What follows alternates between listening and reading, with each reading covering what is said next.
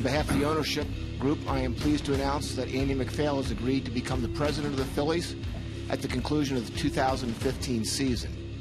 I know that this franchise has been around a very long time, and I think this is the first time you've ever gone outside your organization to put somebody in a position like this, and I am extremely flattered that you considered me. It's going to happen. It's just a question of when and how efficient we can be and effective we can be to make it happen sooner as opposed to later.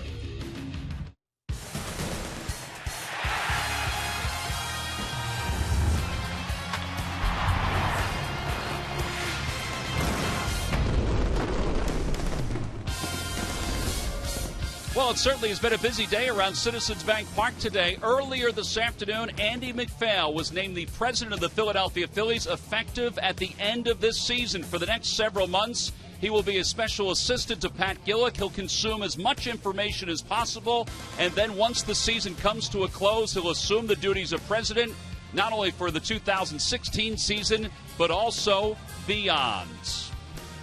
And the fans coming to the ballpark tonight know that is a huge topic of conversation all around the Delaware Valley, but they also know there's baseball to be played. The Milwaukee Brewers are in town for the start of a 4-game series.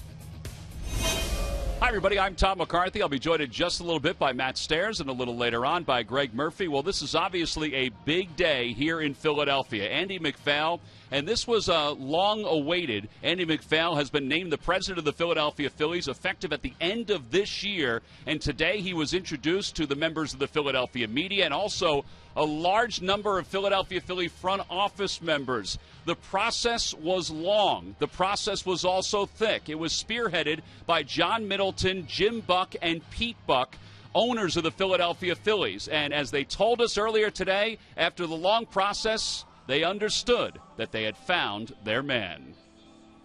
The three of us went out and started talking to people in Major League Baseball to solicit names. What surprised us was that every single person, without exception, listed Andy MacPhail as number one. There was nobody else who was number one on any other person's list. He's an information gatherer, and I think that's very, very important. And you can't shut off any area of information, be it the scouting personnel, be it sabermetrics. Any information is really crucial to making the proper decision and the right deal. I think my three main functions are going to be to read, to watch, and to listen. And then hopefully within 3 months I'll have a clear idea of what I think is appropriate and needs to be done. We tend to think of improvement as being in linear. You know, you win 72 games, the next year you win 76, the next year maybe 82. I don't think that's the way our game operates anymore. There are a lot of teams that will be hovering around the 60 wins, and the next thing you know, they're in the 90-win category. Tampa did it from 07 to 08. Baltimore did it. And they also found themselves in postseasons. We're not going to give him a number to say you need to kind of create a team that fits into this number. We want him to create the best team for the Phillies to have success in the long run. And then we're out to fund that. Well, that is the main goal for the Phillies, to have success not only in the near future but also beyond. And, Matt, you obviously know Andy MacPhail. You played for the Cubs when he was the president of that organization. What do you think about the hire, and what do you think about the Phils moving forward? Well, I think the hiring is great. He's a guy I've known for 14 years. He knows baseball. The biggest thing for ball players back in the day is he was very honest to all the players. He's a very honest guy. He knows a lot of people. He's learning. He's been out of the game for 3 years. Doesn't matter. Pat Gillick is a great teacher. He's going to follow his footsteps, do a tremendous job. So I think it was a very good hiring by the Phillies, and I think this team and this organization is going to take a lot of big steps forward. Well, it's interesting. You talked about Pat Gillick, and Andy MacPhail said, I'd be crazy not to sit and try to learn from a Hall of Famer for the next several months. So that's the story here in Philadelphia, plus baseball. And we'll see, as we talk to Andy MacPhail a little later on, what his goals are for this crew as we move forward. It'll be Jimmy Nelson tonight for the Brewers, Sean O'Sullivan for the Phillies. Lineups at first pitch when we return.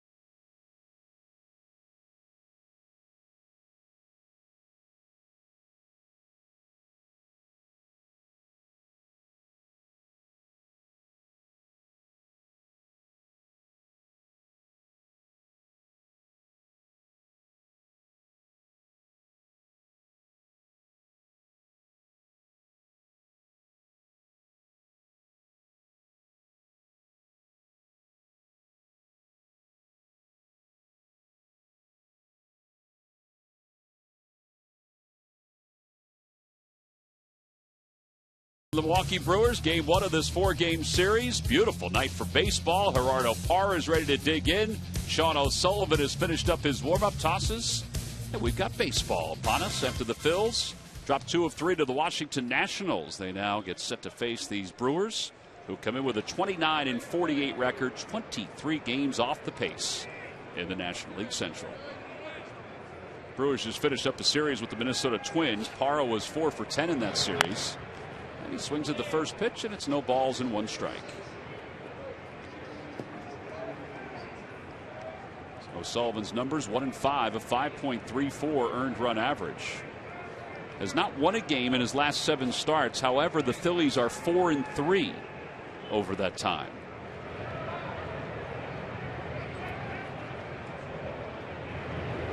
Curveball out towards center field. Ben Revere floats back at a couple steps from the track, makes the catch, and 1 out. The rest of the Brewers lineup brought to you by Xfinity, the official entertainment provider of the Philadelphia Phillies. It'll be Lucroy, Ryan Braun, and Adam Lind. Then Carlos Gomez bats 5th. Gene Segura will hit 6th. In the bottom third of Jeanette, Perez, and Jimmy Nelson. O'Sullivan's scouting report. Yeah, scouting report, average velocity 89.3 miles an hour. He throws 5 pitches, but mainly uses a fastball, slider, and a splitter. His last time out against the Yankees, he went 4 1/3. He allowed 10 hits, 4 solo home runs in that game, but the Phillies still won the game. He did not fare in the decision, of course. First pitch is over to Lucroy. It's 0-1. Lucroy hitting just .215 after an all-star season in 2014. He's been a little banged up this year. Broke a toe. Put him on the shelf for a little bit of time. That one's out toward right center field. Dominic Brown will cut it off on 1 hop, and Lucroy's aboard with 1 away.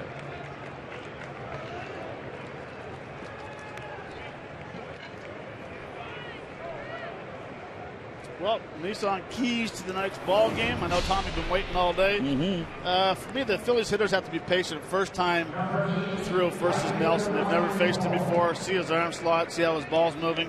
And O'Sullivan has to find his slider. In the month of June, the league is hitting .429 versus his slider. So he needs to get back to burying the slider low and away. Yeah, now when you say find it, he's thrown it. It just has been hit, like you said, to a batting average of over 400. Right. Here's Ryan Braun. Tough to get out in this ballpark. .259 hitter, 15 homers, 49 runs batted in, and he takes low. It's 1-0. Braun has had a little bit of a renaissance after going through Major League Baseball's suspension.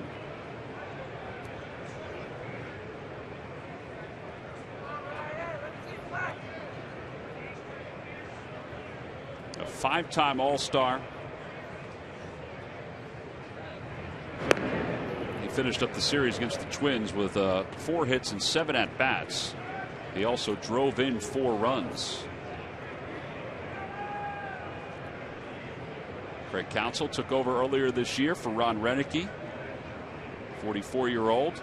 He's 22 wins, 30 losses as the skipper of the Brewers. Just a bit outside, 2-0.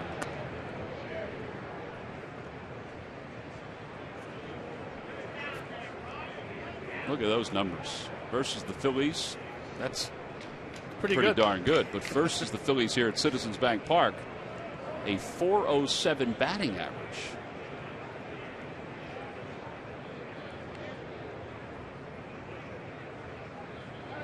Time to cool him off a little bit. Well, and it's one of those things where you always talk about game of adjustments, and Braun has not had to make an adjustment because the Phillies pitchers have not made the adjustment facing him yet. Yeah, this is where, like you said, the slider becomes so important because you just don't want to throw this guy fastballs. Right. Particularly a right-handed hitter.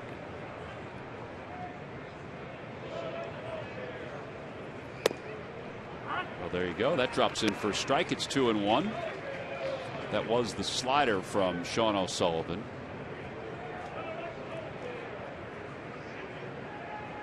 Better location.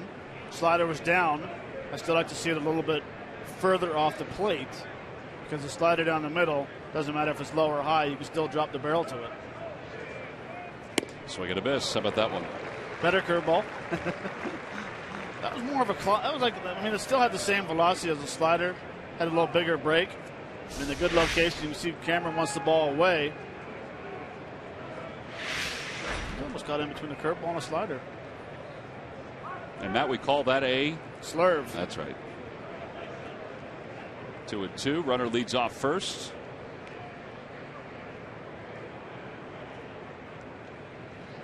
Swing and a miss. He got him through 3 straight breaking pitches and rings up Ryan Braun with his first strikeout of the night.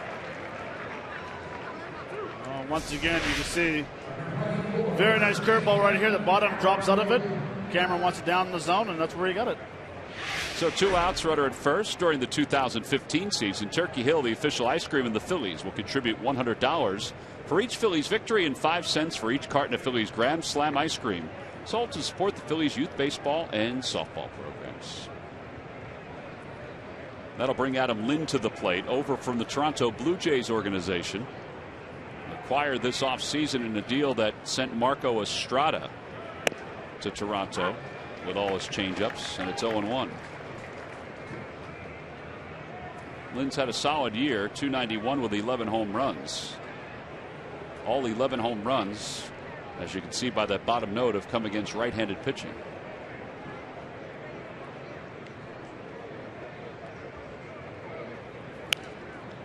Up toward the Hall of Fame club, and it's 0-2. And actually, Adam is in tremendous shape now. Last couple of years up in Toronto, I don't know if it was the Canadian bacon or whatever it was, but he got a little heavier. He lost that big, ugly goatee finally. Always thought he was a very good hitter. Very good hands. Tremendous power from 329 to 330, left field to right field. Yeah, he's hit in 8 consecutive games for the Brewers, and during that time hitting .429.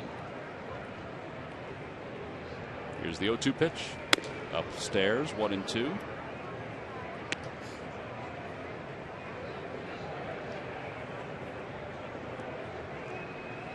Last victory for O'Sullivan was May 17th against Arizona.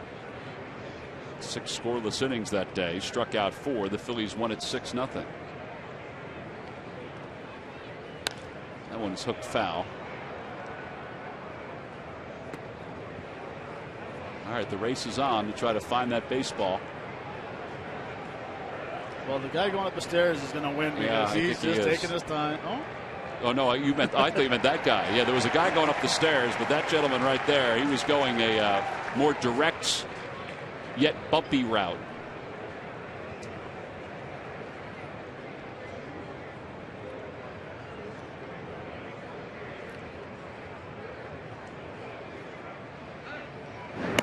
Sure if Lucroy is going anywhere. Now he could run with the count 1-2 with 2 outs, but he does not have a stolen base attempt this year.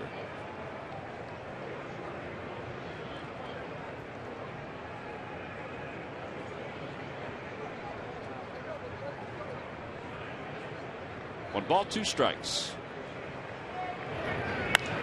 Out toward right center field, Dominic Brown on the run, and he can't get there. It's off the scoreboard. Rounding third, heading for home is Lucroy. And the Brewers are going to take a 1-0 lead, an RBI double. Man, did that ball jump. From our vantage point, I honestly thought Dominic Brown was going to just settle under it in the alleyway toward the fence and make the catch, but that ball really jumped off Lynn's bat. Well, and Adam's awful strong. It's a curveball down in the zone. He might have been out in front of it just a hair, but his hand stayed back. I'm telling you, Adam Lynn is a very strong kid. He's got a very powerful swing.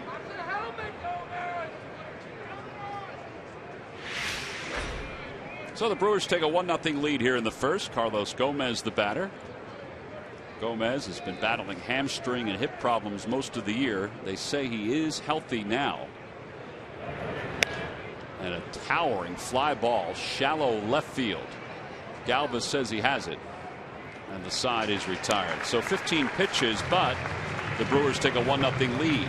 They lead 1. We'll go to the bottom of the first.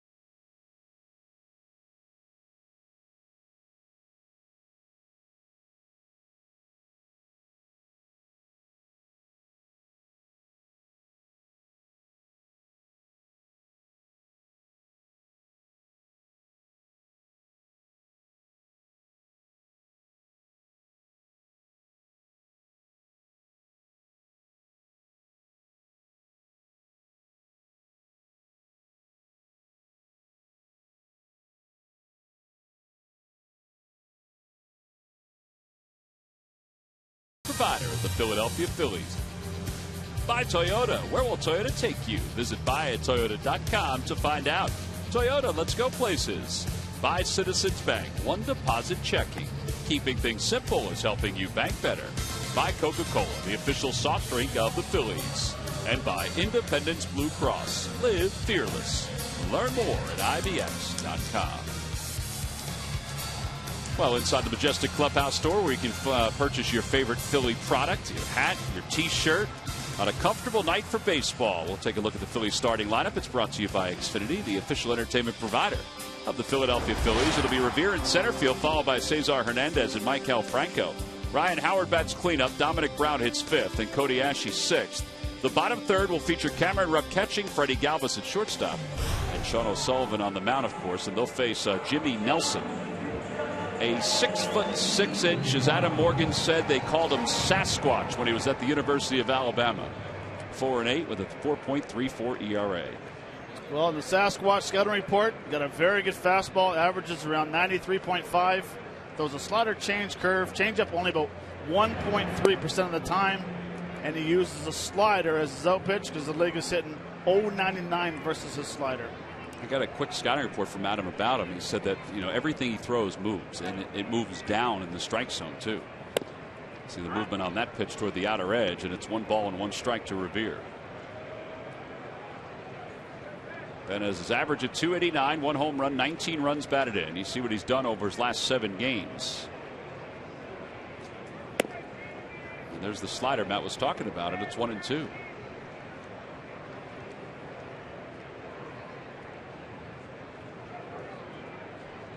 Ben is 11th in the National League in runs scored. He's tied for 5th in hits with 85.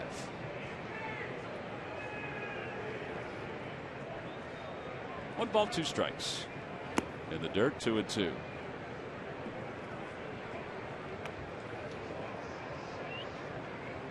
You can tell it's his swing and miss pitch, his strikeout pitch. Usually when he's without 2 strikes, he throws it a little less than 10%. But with 2 strikes, he's almost 29% of the time throwing a slider. That one is shot down the left field line. It's a fair ball heading toward the corner. Parra, a Gold Glover, gets to it, but Revere is on his way to second and will slide in safely, his 12th double of the season.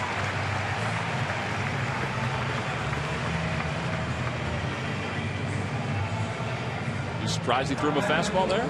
I mean, you have to throw fastballs all the time. He has a very good fastball, but a very nice job of hitting by Ben. Fastball wide, taking it to left field for a double. Actually, a pretty good pitch. It hit moved. the spot. Yeah, it moved. So he's in scoring position. The red-hot Cesar Hernandez will be the batter. Hernandez has hit in 3 straight games and was 7 for 12 in the series against the St. Louis Cardinals.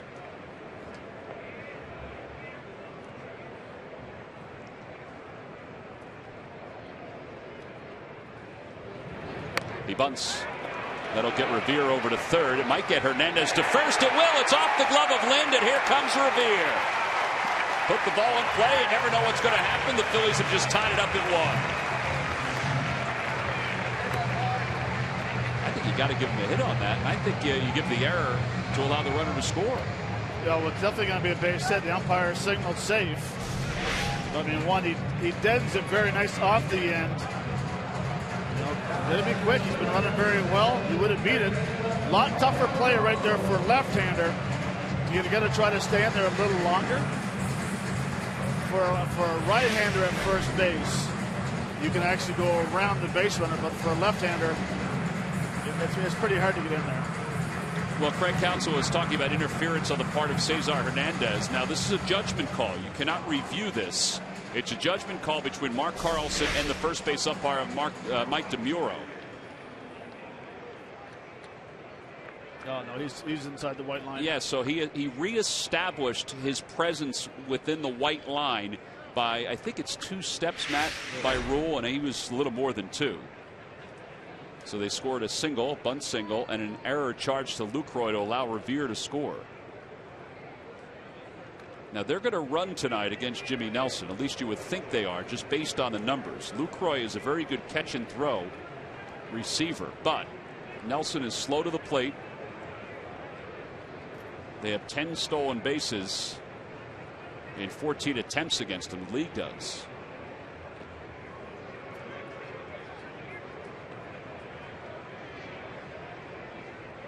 See the numbers on Franco: 304, 10 homers, 32 runs batted in. 3 hits and 13 at bats against the Washington Nationals. And the first pitch is over. It's 0-1.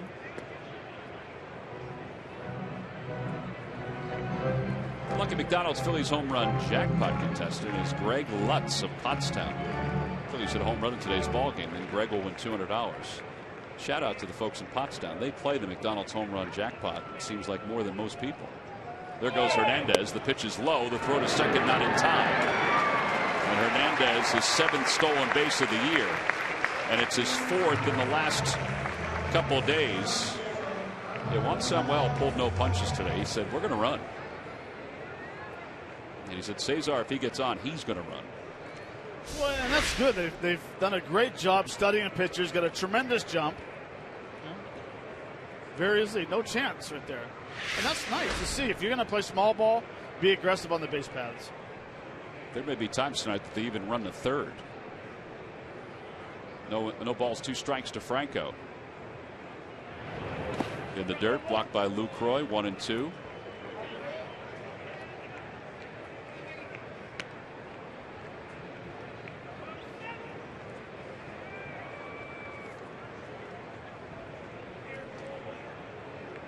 Big piece modeling for our GoPro.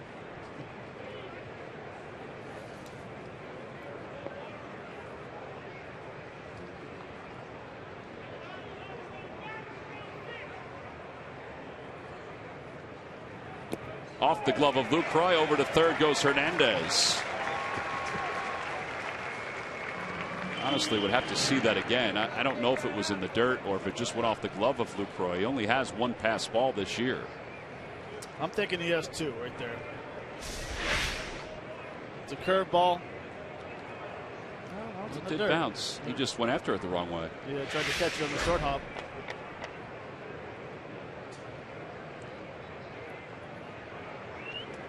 So a runner on third, 2 balls, 2 strikes to Hernandez. The infield is back. They're conceding the run. And a chopper over to third. Ooh, he gets back just in time. I guess that's the only place you didn't want to hit it. 5-3 on the putout, 1 away.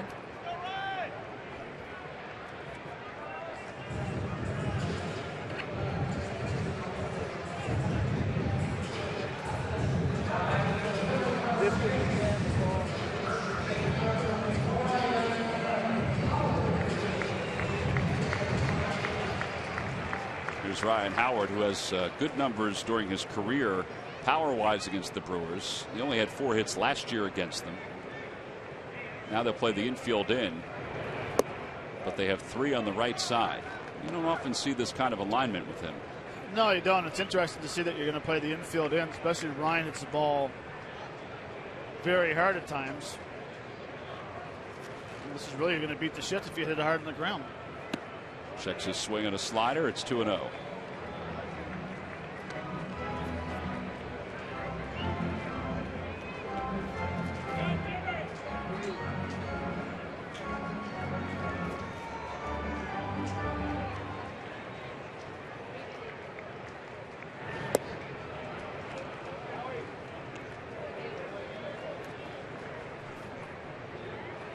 So back-to-back breaking pitches. It's now 2-1.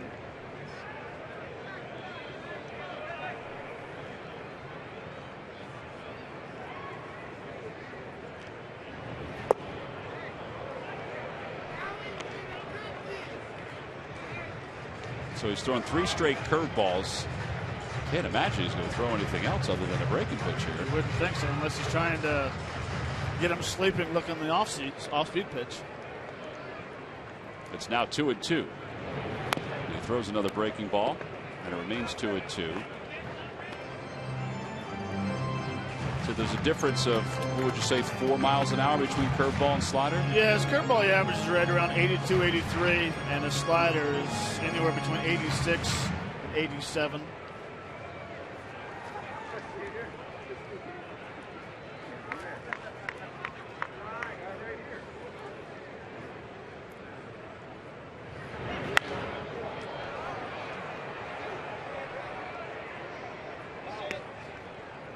So that one was at 87. So that's the slider. And it remains 2-2 as Howard fouls another one off. Just trying to get that second run home here in the first. They've scored one. Now the error by Lucroy.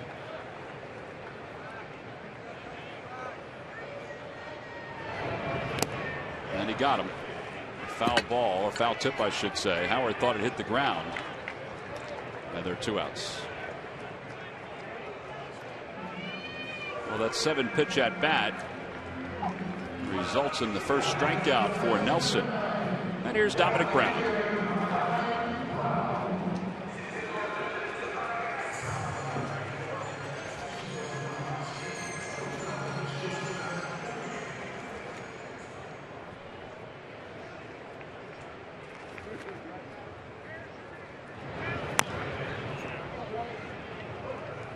Dominic in the series against the Nationals was 3 for 10 with a couple RBIs. He picked up 2 hits in yesterday's game. None of these Phillies have faced Jimmy Nelson, who did pitch last year for the Brewers. Obviously did not face the Phillies, but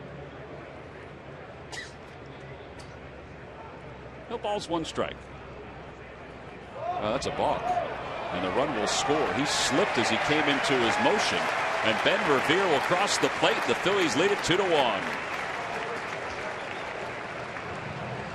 Well, Matt, it doesn't matter how you score as long as you score. Nope, and that's an easy way to score a run. Come set. What he was doing? It didn't look like he slipped when he was tilting. It looked like it may have just grazed the dirt in front of the mound. Off the end of the bat, a floater out toward left. That'll be a base hit for Dominic Brown. Yeah, he would have scored anyway. Third hit of the inning for the Phils. And here comes Cody Ashe.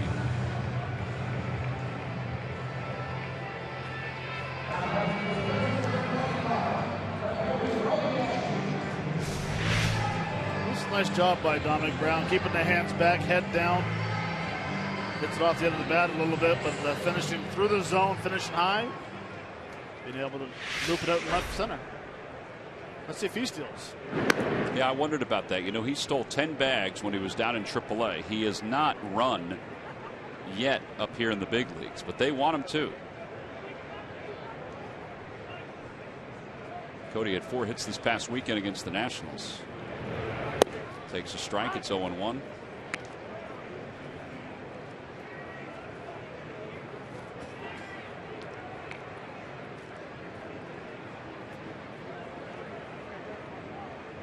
Would you pitch out here if you're the Brewers?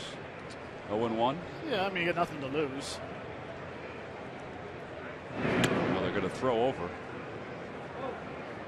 You know, I think a lot of times with pitchers who are slow to home plate, they'll do a pitch up, but they'll do a slide step, which automatically, as a runner, you're supposed to shut it down on a slide step.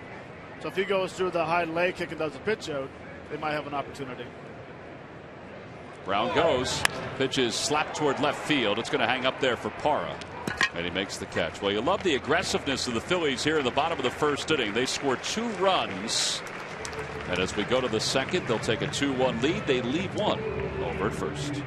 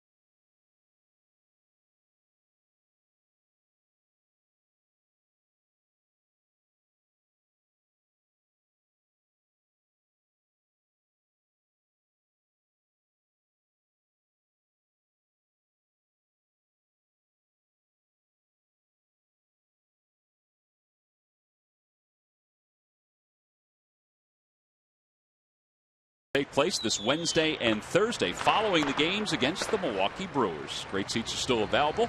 You can go to Phillies.com and purchase your tickets. This year's musical track is recorded by the Philadelphia Orchestra. In fact, the orchestra is planning on performing a song here at Citizens Bank Park. Something cool to look forward to. Here's Gene Segura, and he takes inside and low to start the top of the second.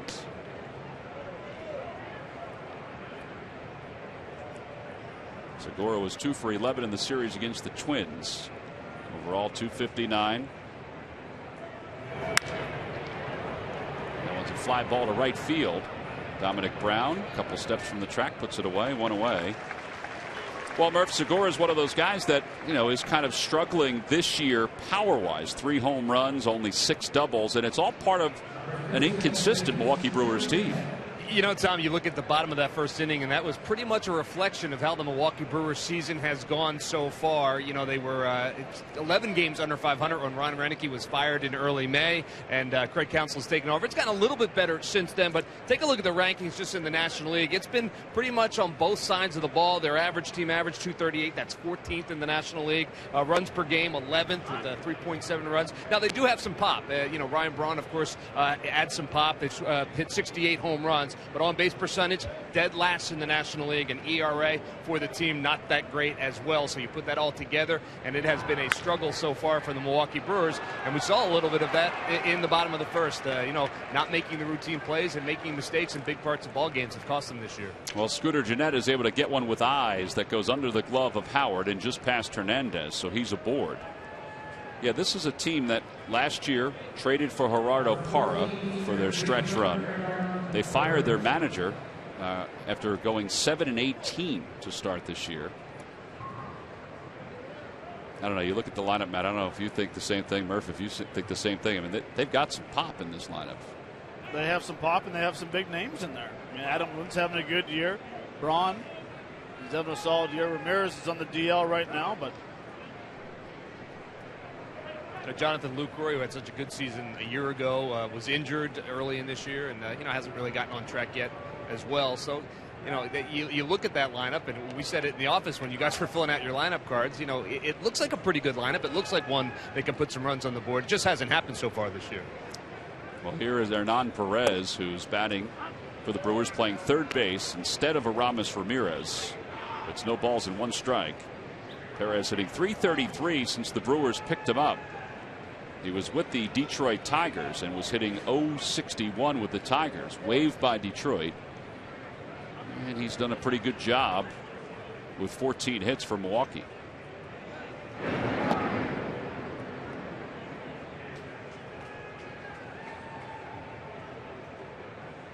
It's amazing when you get a fresh start, let go by a team, get picked up by another team. Adam Lynn's the same way. Last couple of years in Toronto was struggling a little bit. Fly ball right field. Dominic Brown in the shadows will come over into the sunshine to put it away. And O'Sullivan has 2 outs here in the second, and Jimmy Nelson is coming up. Well, so far there have been 4 managers who have moved on here in 2015. Of course, Renicky was the first. Mike Redmond and Bud Black. And of course, Rhino last week stepped down as the manager of the Phillies. So 3 fired, 1 resigned. 32 and 33, Bud Black got fired. Guess all those moves in the offseason. It dictated change. O'Sullivan off the mound quickly. Retires Nelson. And the side is retired. No runs, 1 hit, and 1 man left. We'll go to the bottom of the second. Phillies up 2-1.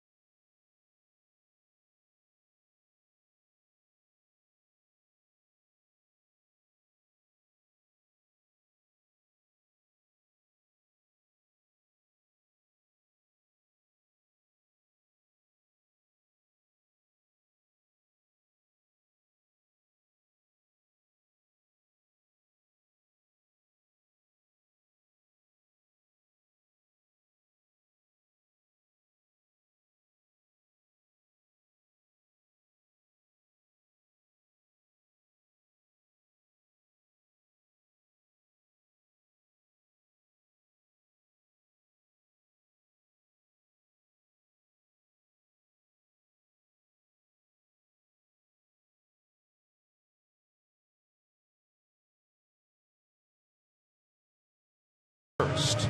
Jimmy Nelson is taking a little extra time after trying to run out that infield hit. Tonight is the Faith and Family Celebration here at the ballpark, and if you got here early enough, you heard some great singing, outstanding rendition of the national anthem, all part of a beautiful night here in Philadelphia and a gorgeous night here at Citizens Bank Park.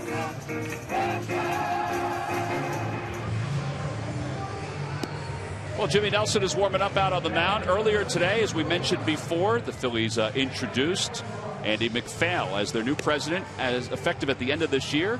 Let's hear from John Middleton, one of the Phillies owners, introducing him.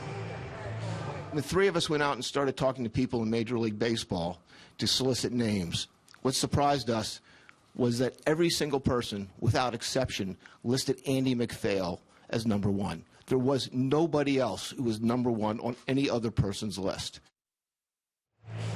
Well, and speaking of Andy MacPhail, he's been nice enough to join us up here in the booth. Well, that was a very nice thing that John Middleton said today when talking about his discussions with other folks about you. It sure was. Had I known that, I would have bargained a little harder. I had no idea. Well, we're happy to have you here in Philadelphia. I know you must be excited to get started and get back into baseball after being out of the game for the last 3 years. That's right, and it's amazing how much I don't know. When you've been away 3 years, you got to assume the game has changed twofold since you've been away. So it's probably a good thing to watch, read and listen and try to get up to speed and not make any assumptions about information that you may have known a while ago. I thought that was interesting when you said that today, Andy, that the game has changed twofold since you've been out. I mean, there is some truth to that this game is ever evolving, and it seems to be moving even faster in this era. Yeah, almost exponentially. And I'll give you the biggest example is just your entry of amateur talent into your system is really a completely different system than it was just 3 years ago. Well, Cameron Rupp will lead things off here at the bottom of the second, and it's 1 ball and no strikes to Cameron Rupp. Well, Andy, nice seeing you again. It's been a few years. It sure has. Congratulations. Nice to see some of our former players here. I got a couple texts that they all weren't complimentary either. Well, for me, I think your thought, what you think about that. I know you've answered 1,000 questions about that sabermetrics, where you stand on and where do you go from here on that? Well, I'm just a huge believer in looking at everything. I don't know why you would exclude anything. I'm not a slave to any one particular thing, but I want to collect as much information as I can, both on the analytic side, but also on the human intelligence side. Because as you know, Matt, bodies change. Weaknesses get exposed and exploited. Certain players make adjustments. You've got to really look at everything, marry the two together, and hope that when you look at them all, they're telling you the same story. Well, I think it's partly what you said today, too, Andy, that even if you don't 100% believe in all of it, your opponent does, so why do they believe in it? And if they do, let me find out why, and that will give us an advantage moving forwards. Absolutely. If it would help you discern how they evaluate your players or what they hold to be important, which you may not put as much emphasis on, they do, that would help you in the transaction as well. So, to me, I mean, we've always been doing it wherever I've been, and it always gets more progressively more sophisticated, and you just got to keep up with the times. 2 balls and 2 strikes to Cameron Rupp here in the bottom of the second, and Rupp chops one foul past the third base bag. We mentioned that you've been out of the game for the last 3 years. How excited are you to be back in the game? It's, I know I'm not much on dilettantism. When you're in, you got to be all the way in. Yeah. You can't just dip your toe in, and so you've got to completely immerse yourself in this. So I know that I'm glad I took the 3 years off and did what we did. I get that out of my system, and now you just got to throw yourself in the deep end of the pool and go. What'd you learn during those 3 years? Well, I think, we traveled all around the world, and, you start to feel sorry for yourself, but you get out in the world and look around and see how other people are living, whether it be in Vietnam or China or Thailand. You get a little bit of an awakening, and it was it was an eye-opener for me and really a life-changer in a lot of respects. Cameron fouls another one off the third base line. It remains 3 balls and 2 strikes. Well, it must feel nice sitting there today, and John Middleton saying, hey, you got support from the ownership. We're not putting a number on what you need. You let us know, and we'll go forward. It must be nice to have that support the ownership in the show. Yeah, it's really remarkable. Nice. Generally, which is totally appropriate, you have some restraints, particularly when you're working out of places like Minnesota. But, that was great to hear. This will be a 6-3 putout. Cameron Rupp is retired after a long at-bat. Andy, what of those places and the success you had in Minnesota Chicago, and then eventually in Baltimore. What have they taught you leading up to this point?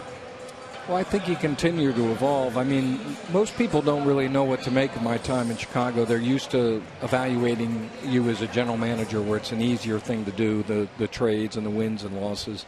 When in fact I was only a GM there for 1.5 of the 12 years, and it was a different type of role, which was great because I got exposed to both sides of the business. I got exposed to issues at the ownership level, being part of a collective bargaining agreement in 2002, 2006. So that was a well-rounding experience. Freddie Galvis, the batter for the Phils, and the count is 1-1 to Freddie. Just think how much fun we had back in 2001, though. I'm going to tell you in front of your audience here that I've never seen a guy hit more good balls into the wind in Wrigley Field than you did. Every time you got one, the wind was howling in off the leg. That's what you call not a very smart hitter. Matt doesn't know this also, but I made a trade with Billy Beane to get Matt, and I gave up a right to a draft pick or to a waiver claim, which was against the rules, and I got fined. I got personally fined $5,000 by the commissioner's office because of you. So you're that important. Well, I'm sorry I didn't bring better numbers. But we did come in third. We were over 500. It was a good time. It was a fun time. Yeah. Well, we had 2 postseason appearances in my 12 years, but when you consider it took them 48 years to get 2 before me, it wasn't too bad. Plus, by the time our last 4 years, we were drawing over 3 million. So, as a president, we were doing fine. I think their highest attendance had been 2.6 prior to that. Well, and I'll ask you about that because this is such a beautiful ballpark. We've had so much success in this ballpark. What are your thoughts even looking at it at this right now? I mean, your last stop was Baltimore, which is a great place, Camden Yards. But what are your thoughts looking this at it? This is gorgeous. The sight lines of this ballpark are outstanding. The options for your fans are plentiful. It's a prettier park than I remember. I came in here a few years ago with Baltimore, and you get so zoned in on the game, but it is really a gorgeous park with great, what a great, I don't remember the skyline quite like that. Yeah, on a clear night, I mean, it's beautiful to take a glimpse out at Center City. Sean O'Sullivan's the batter with 1 man down. Now, folks probably watch the press conference today. They understand that you're going to basically consume yourself with everything about the organization for the next several months before taking over officially once the season comes to a close. As Sean O'Sullivan sends one in the air to center field, it's deep and it is off the base of the wall. Galvis around second, heading to third, and he'll get there. And O'Sullivan standing at second with his first extra base hit of the year. Andy, that's a guy who was a third baseman in college who loves to hit, and showed off a little sweet swing right there. You could hear that one from up there. Yeah, that was pretty impressive. Well, he got a fastball up in the zone. He drove it. I would like to see Freddie Galvis get a little farther, closer to second base. The rule of thought is once you see the outfielders turning and run, then you start going around the base because you have time to come back to first base. But second, third, top of the order. Yeah, with Ben Revere coming up. And Revere, who doubled his last time up. Second career double for O'Sullivan. So I was saying that for the next 3 months, you'll sort of consume yourself with each facet of the organization. Yeah, I've got a lot. There's a lot for me to try to assimilate in that time. And, to me, the chief things are going to be to watch, listen, and do a lot of reading. Get an opportunity to get out and see the affiliates and the environments that they play in. And start to put some faces to the names that you've been reading about. 1 ball and no strikes to Ben Revere. Well, and this game has been part of your life, your family's life, for your entire life. I mean, what does it mean? What does the game mean to you? With your grandfather, with your father, and even other members of your family that are part of the game of baseball. Yeah, we've got 4 generations. Both my boys work in baseball. One is interning for the Cincinnati Reds, and the other is working for Major League Baseball in their labor relations department. And of course my grandfather and father and myself, so that's 4 generations. We really haven't been able to find honest work anywhere else. So it's a great game. Yeah, take the path of least resistance. Well, Revere stands in with the count, no balls and 2 strikes. The Brewers play the infield in here in the bottom of the second as the runners take their lead. Revere had 2 strikes his last time up, and he takes up and in. It's 1 ball and 2 strikes. You know, you mentioned during the press conference today that you went into Baltimore during basically the same time of year when you took over. Will that help in your assessments for the next several months? Absolutely. One of the things I mentioned is I ended up doing things very differently than I might have guessed at that point in time. Off the leg of Nelson. They'll get Revere at first, but a run scores. It's 3-1.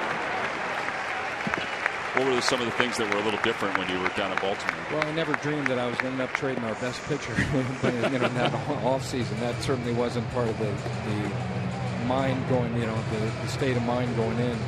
And that's the same approach you have to take here. You really have to be open-minded. We all have opinions, but you want to make sure they're grounded in some fact. So you need to take the time to understand maybe the changes in the game. And how that influences the evaluation of different players. For example, I've read a lot about young position players being valued more highly than they were even 3 years ago, with the offense sort of off than what it was a little bit ago. So it's important to get a sense of some of those changes and how they might impact how other clubs evaluate their players and what they'd be willing to part with. And those are all things that it's best not to make any assumptions. Just go in and do the work and try to learn these things for yourself. And I know you've known Pat for a long time. As Hernandez loops that one to left center field, that's going to drop for a base hit. O'Sullivan's going to head home. The throw to the plate is not in time. Hernandez to second. It's 4-1. Phillies on top. Andy, it's an awakening offensively for the Phillies. I do remember one thing. It's best to come in when your team is hitting, because if it's a long inning, it's good, and if they're not doing well, you're out of here in a couple minutes. So this is okay. It's better than the alternative. Well, Sullivan scores, and Rick Kranitz goes out to the mound to talk to his pitcher. Well, Smitty and I talked about it yesterday with 2 strikes or 2 outs, putting the ball in play. And that's one thing Hernandez has been doing. The big man, so Sullivan's coming around scoring. How about that, though? Hernandez is 7 for his last 7. Incredible. 4 for 4 yesterday. 1 for 1 his last at bat. The first game, the doubleheader, and today, of course, bunt single and an RBI single there. Pete Buchanan talked about his confidence, and Andy, you can talk about this too. I mean, when a young player gets confidence, it adds to his overall game. He feels like he belongs out there in the fields. No question about that, which is an important element, which tells you that math isn't the answer to everything in this game. That's so right. You do need to consider everything. That's a foul ball off the foot of Maikel Franco. I was asking you about Pat Gillick. You've known him for a long time. What's this going to be like to be around him for the next several months, do you think? I think there was a book that talked about the 25 greatest general managers of all time, and he ranked 2 next to Branch Rickey. So I think that tells you what you really need to know. I've known Pat over different times with different clubs. Back to my Minnesota days when he was in Toronto. He has a great eye for the game, a great feel for the game, and his record speaks for itself. And if you just track his career, really, with the exception of the Toronto being an expansion franchise, the success he's had, whether it be in Seattle or here in Philadelphia or in Toronto, has been, unprecedented. Mm-hmm. That's why I think the book called him number 2. Well, no balls and 2 strikes to Maikel Franco, who grounded out his first time up. It's hard for a GM. When was the last GM that got in the Hall of Fame? Boy, that's a great question. It is hard to do. Mm-hmm. Breaking ball and a call, strike 3. Well, Andy, I'm sure this is not our last conversation, but we really want to welcome you to the Philadelphia Phillies family, and thank you for joining us. I sure appreciate it. Thank you so much. Right. Always a pleasure. Always a pleasure. Thank you. Andy McPhail, our guest up here in the booth. The Phils tack on 2 more. They lead it 4-1 as we go to the top of the 3rd.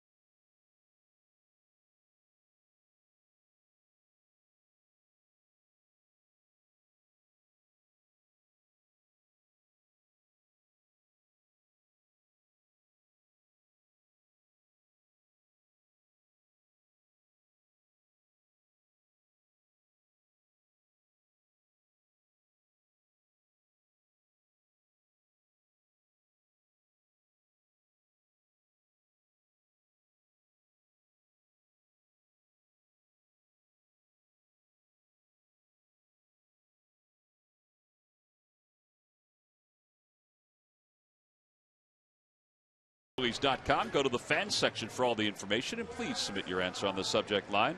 All right, Matt, which Brewer was the American League home run champion in 79 and 82? 79 and 82. We still see him from time to time at the ballpark at Miller Park. Yeah. Matt writes down the answer and believes that he has the right one. Just can't think of his first name. Or is that his first name? That's his first name.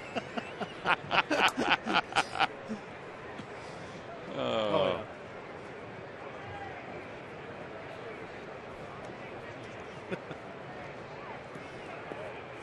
By the way, I'm very proud of you that you were able to get sabermetrics out.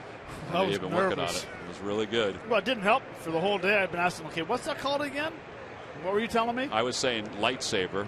Murph, what were you telling Matt that it was? Right, because I was saying lightsaber, and he was trying to figure out if it was sabermetrics, and you were saying what? saber tooth. Saber tooth, Yeah. right. We were just trying to screw him up. Yeah. Yeah, I appreciate the support, guys. Would have been great if he had said lightsaber or saber tooth. Well, I even had it written down, sabermetrics.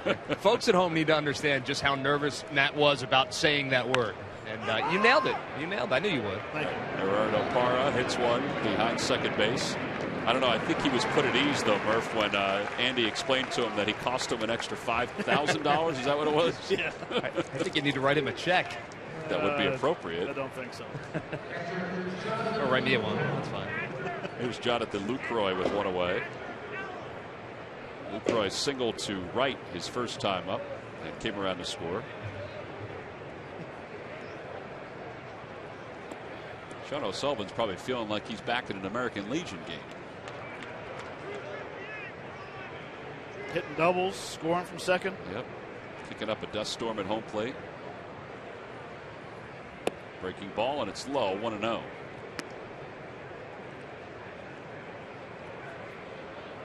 Yeah, and hats off to Pete for allowing him to hit with one out. Not putting the bunt sign on. It's actually a good point. Yeah. Did you hear that, Murph? That was a good point. Yeah. You're having a banner night. You really are having a good day.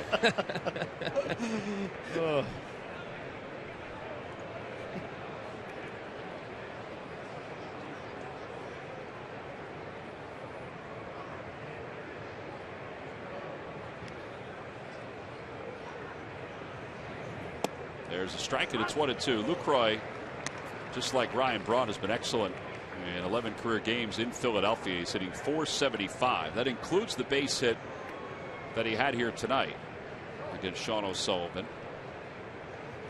I don't know, some guys just hit really well in certain places.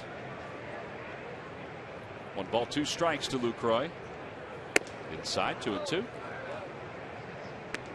Well, I think a lot of people hit it very good in different ballparks because of, one, you got a batter's eye. You have 2, it's not a real big ballpark, so you don't have to overswing to hit the ball at the ballpark. I think there's a lot of different things. This mound might feel like he's farther back than a lot of places. Off the mound, another base hit for Lucroy, so he's 2 for 2. So 1 out single. That brings Ryan Braun to the plate. Speaking of Braun, it's time to take a look at our T-Mobile game changer. And Ryan Braun, second in the history of the Brewers in average, second in home runs, and 4th in stolen bases. All around, Murph, he's a guy that even with the suspension from Major League Baseball, I don't know how you put his numbers in perspective, but from a Brewers standpoint, they put it pretty high in their perspective. Yeah, and from a Phillies perspective, you have to hate seeing this guy come up to the plate because over the years he has just been a Philly killer. You talk about 48 games against the Phillies. He's got 17 home runs, 40 RBIs. That's some production against one particular team. And this year, he's doing it to all types of fields. He's got power everywhere you look. It's going to come right out over my head. 21 hits to the left side, 27 hits back up the middle, and 19 hits to the right side. But take a look at 6 home runs to right field as well, so opposite field power. But he's got 6 to straightaway center field as well, and 3 to the pull side. So he can do it to all fields. He's one of those guys that hits the ball where it's pitched and has power wherever that is. So he's a tough out. He's been a tough out historically for the Phillies, and he's a tough out for folks this year as well. That one is blooped it to right field. That'll be in for a hit. Lucroy will advance to third. So now the Brewers will have runners on first and third. Well, just as Murph said, he could pop it to all fields, and there you go. And it puts runners on first and third with one man down, and Adam Lind coming to the plate. Lind doubled home the run for the Brewers back to the first, and that extended his hitting streak to 9 games.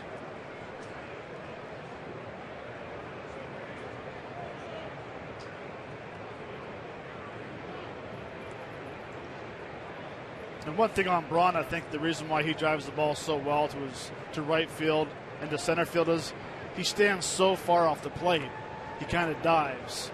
And when he misses, you see what happens. He gets jammed. Strong enough to hit the ball for a base hit to right.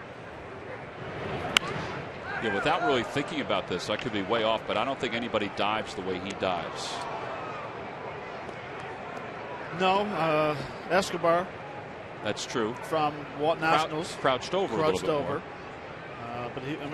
But it's a different style than we're normally used to. Right, and Braun looks like he's got a bat that's about 40 inches long.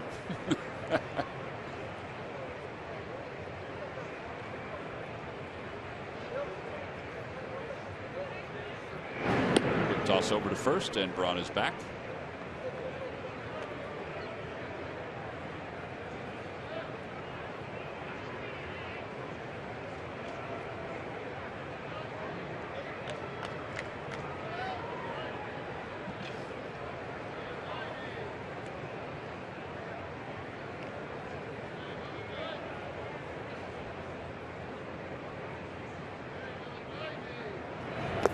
The dirt, Rupp is able to block it to move the count to 1 ball and 1 strike.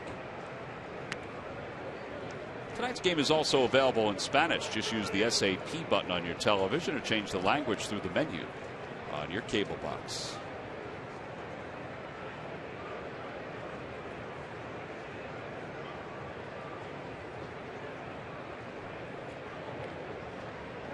Another throw over, and again Braun is back. Now we said that he's 4th in Brewers history in stolen bases.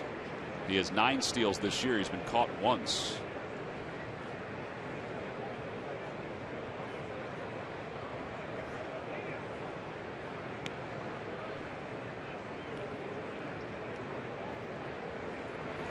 Good pitch.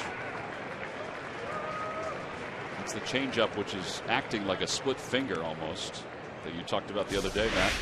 Yeah, it's a good location. Tumbling down, but not a true split finger. That was his harder grip split finger, which doesn't tumble as hard straight down, but eventually it just kind of tumbles a little slower. 1 ball, 2 strikes. Runner goes, pitch is hit in the air to right center field. That's well hit. Revere going back. He's got a bead on it. On the edge of the track, makes the catch. A run will score. But there are 2 outs, and the Phillies lead it 4-2. Well, it was an out. He's fortunate the out was down toward the handle, because Adam Lind just missed sending that one into the bullpen. One of the bullpens in center field. It's a pitch up in the zone. See, Cameron wants the ball down a little bit. Comes back out over the plate a little bit.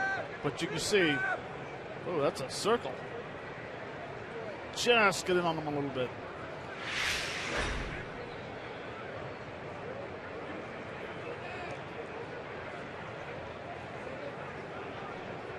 So now with a runner first, here's Gomez. He popped up his first time up.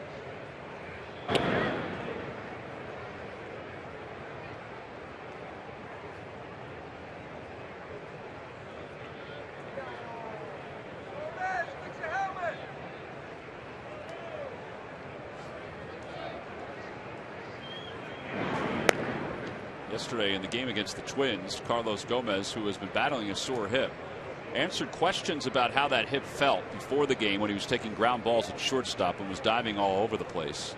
But also in one of his first at-bats where he took a huge swing and this helmet spun off his head, which does happen from time to time.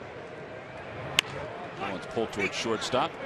And Galvis throws to Hernandez the short way, and the side is retired. A run does score and a sac fly. We've played 2.5.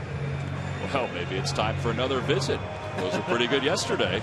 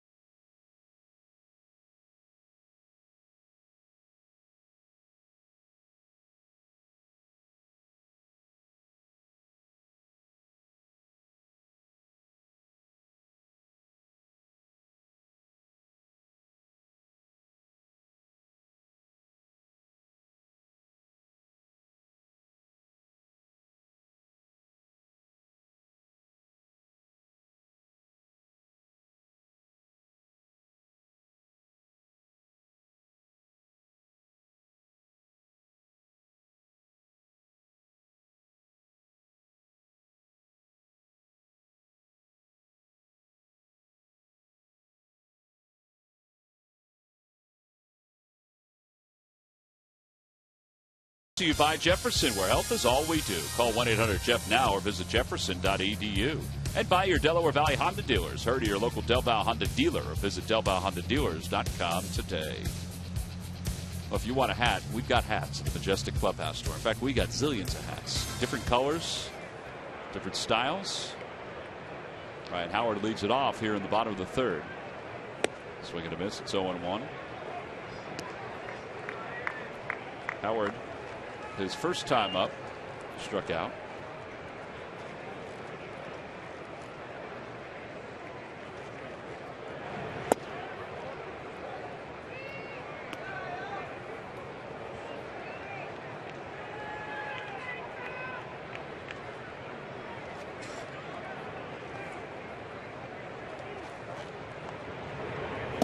Howard tried to check his swing.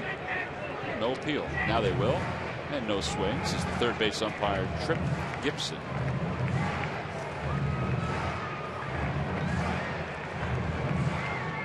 Two balls, one strike. Howard, one hit in the series against the Nationals. He was 1 for 7.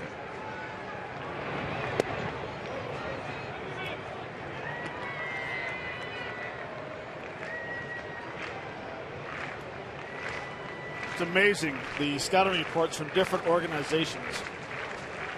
Nationals do a lot of fastballs inside. There was a fastball inside that was a pretty good pitch. But he's been, so far, the first two at-bats, he's been seeing a lot of off-speed pitches. Yeah, he has. A lot of curves and sliders. Well, he's at first. Now, in between innings, take a look at this. There's Larry Bowa, very animated, talking to Cesar Hernandez and Freddie Galvis. And he was joking with Hernandez about how he handled the throw at second base from Galvis. And also how Galvis threw the ball at second base to end the inning. Watch this. Matt, this was something they were mad about this weekend because these guys took a play sort of nonchalant in the series against the Nationals. And it was, against the Nationals, it was an underhand flip. Right. Which you're taking for granted that you're going to be able to get there. But that's nice to see right there, having some fun in the dugout, knowing that they probably had a little conversation about not taking things for granted in the big leagues. Absolutely. And now all of a sudden they kind of harder throw to second base, the quick, the tag off, the head down. Yeah, where he acted almost like a first baseman.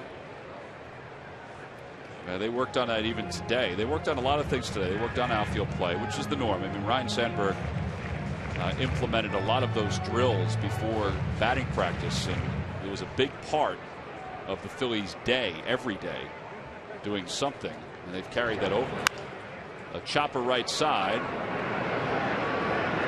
and they get the lead runner, 4-6 on the putout. Fielder's choice for Brown.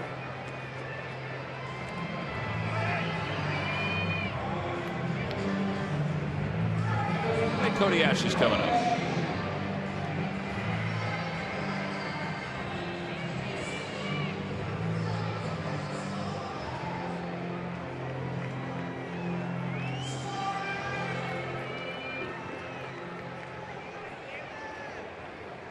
Oh, we said it earlier, and see if Dominic Brown is aggressive again, trying to steal second base.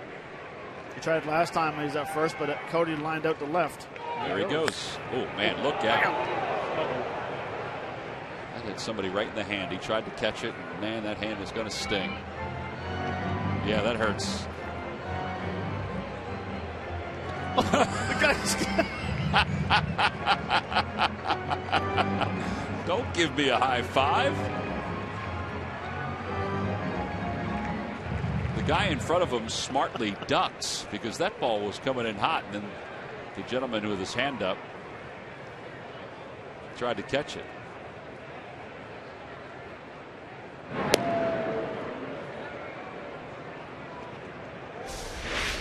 Coming in hot. This is a laser. Oh.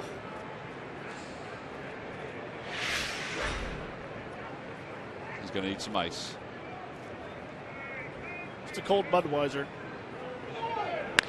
High fly ball deep to right center field. Segura going back and reaches up. Oh, excuse me, Gomez, and it's off the scoreboard. Brown to third. He's being waved home. The throw to the plate by Jeanette hits the mound, and Brown is out at home plate.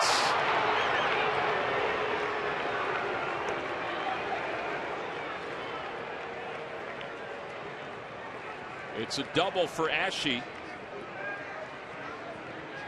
9-4-2 on the putout. All right, Matt, what was done right? What was done wrong in that spot? Well, what was done right was a great relay throw. What was done wrong was that Dominic Brown got to second base and just stood there. You know, if an outfielder goes that far, and it happened with Freddie Galvis earlier, if you see an outfielder going that far into the gap, you want to go ahead and be around second base a little ways. See, he gets right here. He's not even at second base yet. Now all of a sudden he realizes he's passed. He could already be 10 feet past second base. Because there's no way the center fielder's going to have time to go back, get the ball, and get the ball back into first base. All right, so this is what the Phillies are going to challenge. Lucroy's foot was blocking the path of Dominic Brown before he got the ball. Now that's in violation of Rule 7.13. And the throw did not take him to that area. Throw did not take him to that area. His foot was blocking the path of Brown. Now, by rule, I don't think they're going to say that Brown had a lane to slide. It was the back part of it that he had, but it wasn't necessarily a lane. So they could rule this a run for the Phils. Look where he is in front of the plate already, Matt. Ball's at the mound at this point. It just hits the mound. And keep an eye on his left foot. His left foot is in foul territory, blocking that slide into home plate. Yeah, so there's nowhere to go. Now, we don't agree with the rule. We don't. Depends on this call. Well, that's right. But we don't agree with this rule. Right.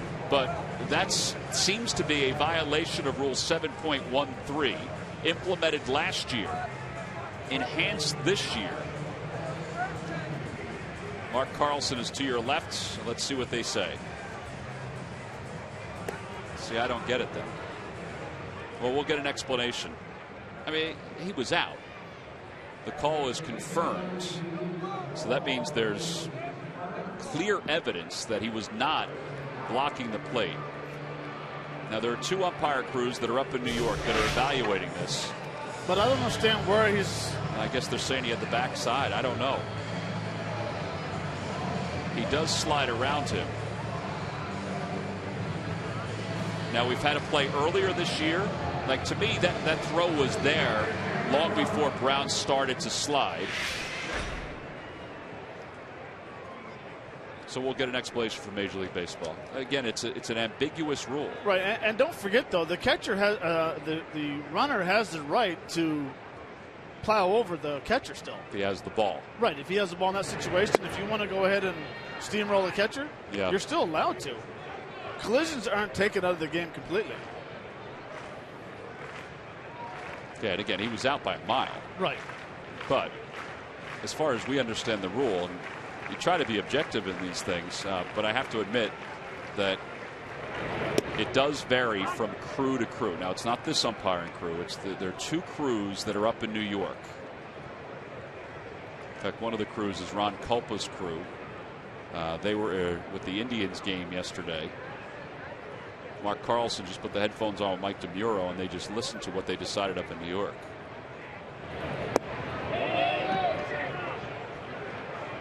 I think the thing that's even more confusing is that the call was confirmed, which means it's obvious. So basically, why are you calling us? Right, exactly. That's exactly right. Yeah, back in the olden days, 3 years ago, that was the right play by Lucroy in so many ways. 1 ball, 2 strikes to Rupp. Over to third. And Perez is able to gobble it up. Throw across the diamond side is retired. No runs, 1 hit, and 1 man left in scoring position. We've played 3. Phillies lead the Brewers 4-2.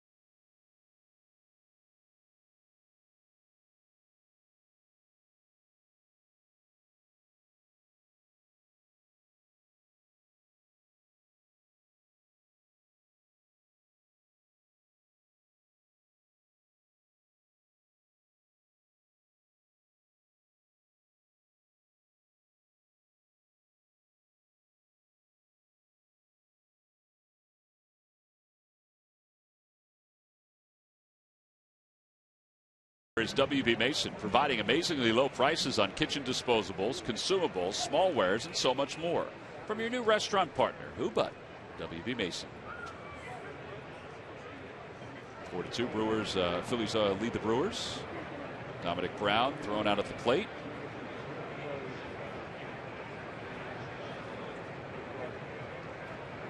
Would have been an extra run for the Phils. Segura takes a strike. It's 0-1.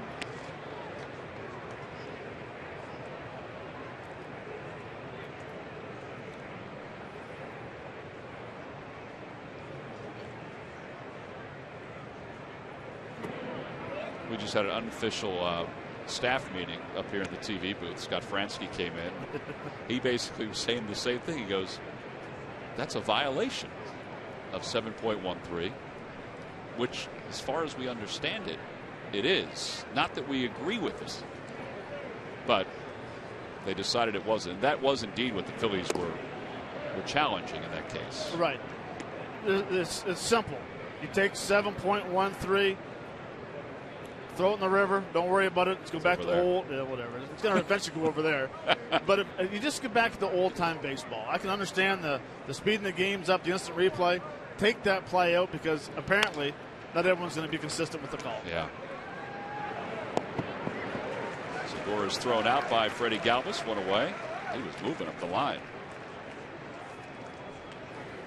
And momentarily we will get an explanation from Major League Baseball, and we'll relay that to you. You know, I think Matt, like me, I think Scott was the same way. We were referencing back to the bases loaded play where Ruiz forgot that it was a force play earlier in the season and was ruled in violation even though the throw beat the runner by a mile. Right.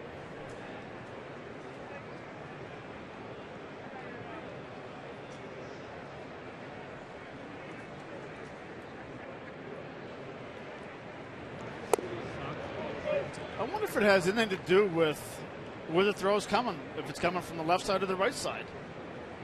Your guess is as good as mine, honestly. I don't know. I mean,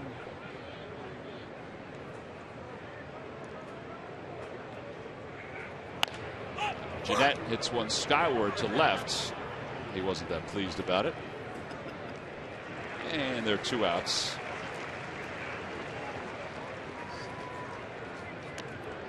Well, according to Major League Baseball, their simple explanation is that after reviewing it, they saw that there was no violation of Rule 7.13. Oh, well, I feel a lot better now. It's a good explanation. Additionally, the replay official determined that the runner was tagged prior to see, that goes against the earlier play where Ruiz made the tag with the bases loaded. Right. Well, but it is a beautiful night for baseball. It's gorgeous. Perez lines one into center field, a base hit. A 2-out single. It brings Jimmy Nelson to the plate.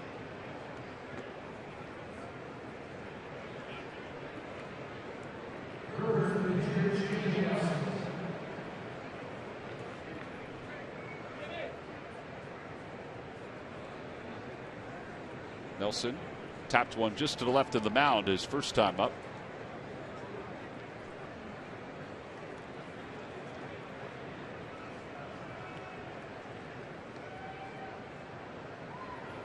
Outside corner, it's 0-1.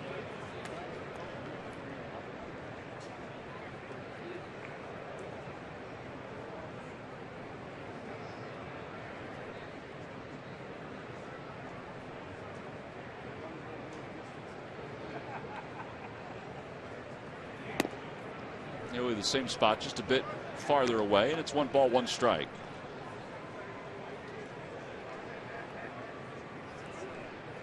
Sean O'Sullivan last pitched against the Milwaukee Brewers back in 2011. Now he wound up losing that game 3-1, but he went 6 1/3, allowed 7 hits and 3 runs. From all reports, he pitched well. Just didn't get a whole lot of run support. Tonight he's got some run support.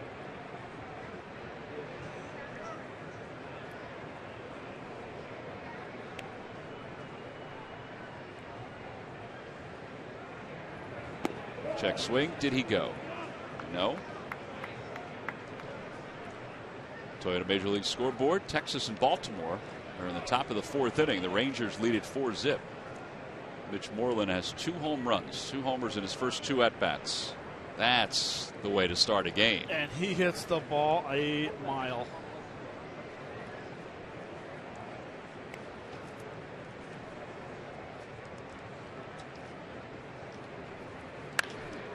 That'll be foul. It remains 2-2. Texas now 38-38, 5 games back of Houston in the West. And meanwhile, in the American League East, the Orioles are now atop the division along with the Rays. The Yankees are half game back. The Blue Jays are a game back. And quite honestly, if you're the Red Sox, they're playing terribly. They did win yesterday against the Rays, but they're only 8 back.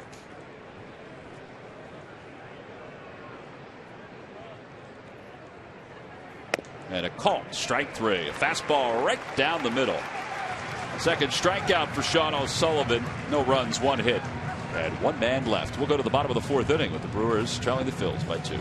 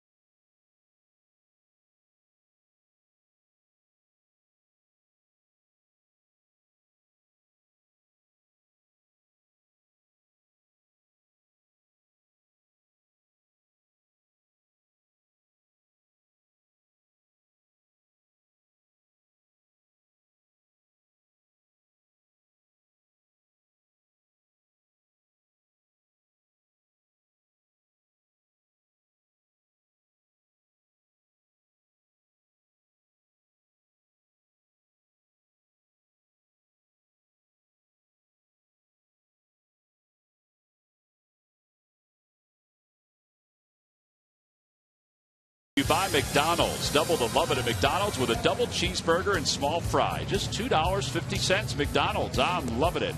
And buy Chevrolet. Visit your local dealer at ChevyDealer.com. Up in the Hall of Fame Club here at Citizens Bank Park. All those baseballs. You know, there was a time where I knew how many baseballs there were because we did a trivia question for the Charlie Manuel show, the old weekly show that we did. And I can't for the life of me remember. What's the significance of the balls up there? What's that represent? You know what? I don't remember that either. Oh, nice. What is it? How many balls they use per season? Really? Yes. How did you know that? Tom. Well, you listened. Thank you. Yeah. I listened to what? Somebody must have told you. A couple of days ago. Oh, was that when they did? Yeah. Like 18,000 or 16,000 somewhere. I didn't think there were that many. There's a ton. We gave away something. We gave away tickets to a game one time because somebody knew the right answer. Here's Freddie Galvis to lead it off. He takes a breaking ball high. It's 1-0. Freddie walked and scored his first time up. Phillies scored 2 in the first, 2 in the second against Jimmy Nelson.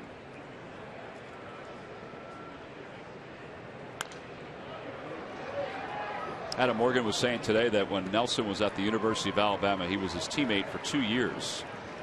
He said the first year he was a relief pitcher, and he was pretty good. He said once they made him a starter, and his ball was moving all over the place, he said that's when he really took off.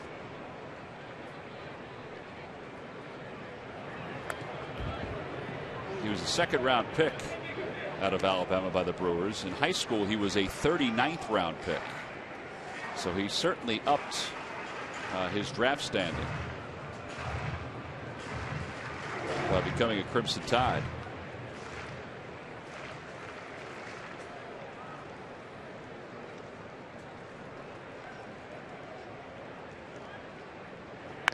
That one is golfed out toward right. Ryan Braun played perfectly, makes the catch, one away. Follow the Phils wherever you are with MLB.com At Bat, the #1 app for live baseball. At Bat is up to the moment at any moment with in-game highlights, live look-ins, replay reviews, radio broadcasts, StatCast, and more. Get MLB.com At Bat for your smartphone or tablet.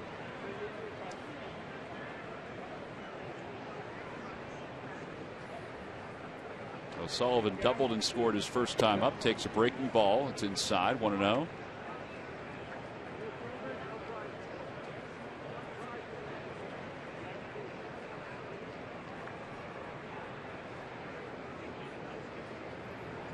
Ooh.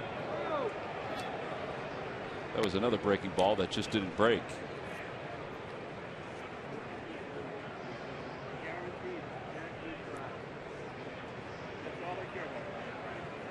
I'd like to see Sean get a fastball right here with something he can back leg. Put all the weight on that back leg and just let her go. A little like that. Yeah, that swing there's for the fans. 2-0 was always a big swing. Now you cut it back a little bit and make good contact. 2 balls, 1 strike. And it's fouled back to the screen. It's 2-2.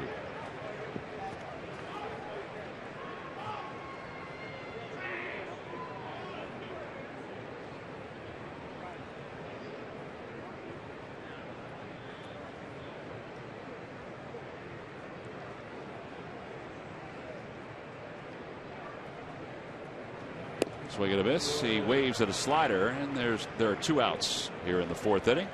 Time now for our Coors Light Cold Hard Fact. For that, we'll go to Greg Murphy. All right, thanks, Tom. Well, since June the 21st, the Phillies have scored the 3rd most runs in Major League Baseball, 45. The 3rd highest runs per game average, 6.43.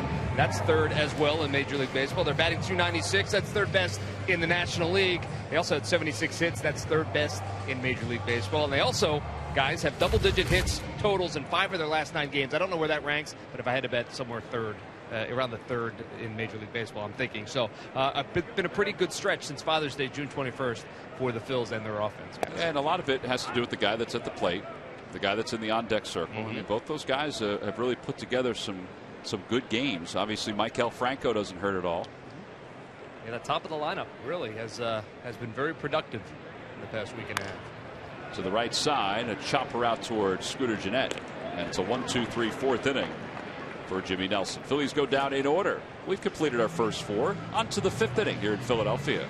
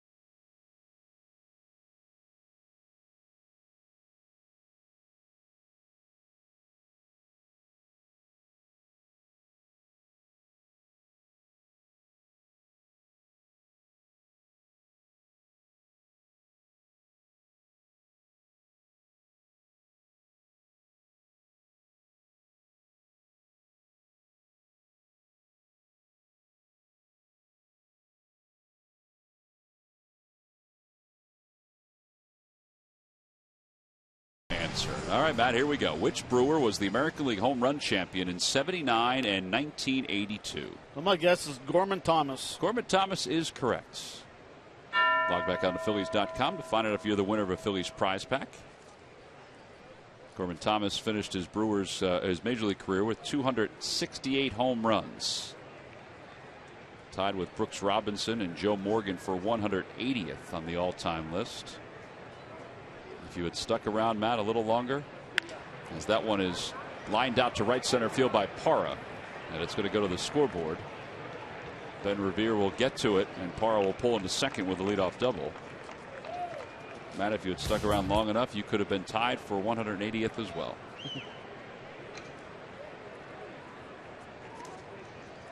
Or if I could have been better earlier in my career, I wouldn't have to worry about it. But nice swing, timing down. That was kind of a good swing with the hands, but he was out in front again. It's amazing nowadays how strong ball players are. Even though their backside leaves early, their hands stay back, they can still drive the ball, and we saw that with Adam Lynn in the first inning. Well, here's Lucroy, who's 2 for 2, and with a couple runs scored. Nobody out, top of the 5th inning.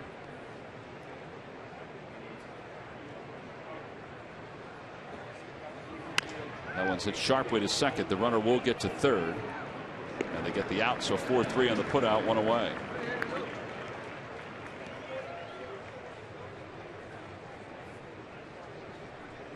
And here comes Ryan Braun.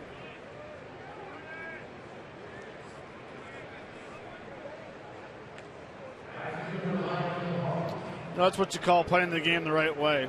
Man on second base, do whatever it takes to get the runner to third base and rely on the guy behind you to bring him in.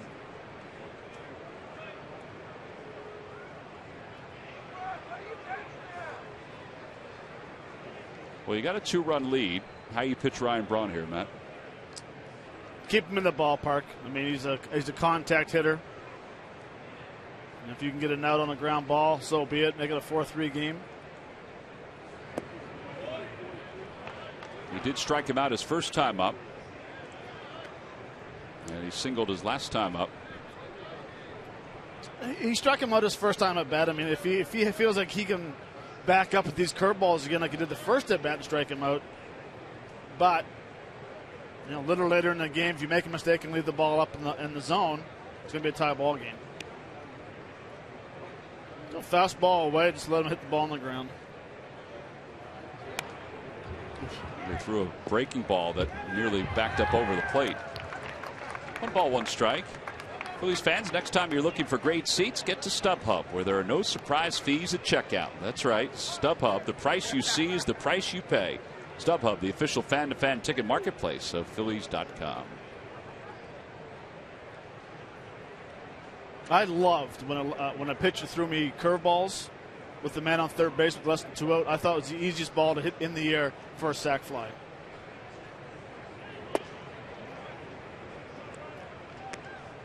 And it didn't matter right-handers, left-handers? I guess a little easier right-hander.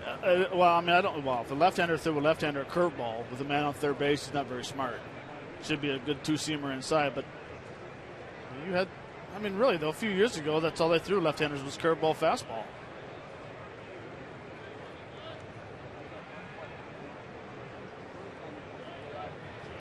Outside, 3-1. Adam Lind is on deck.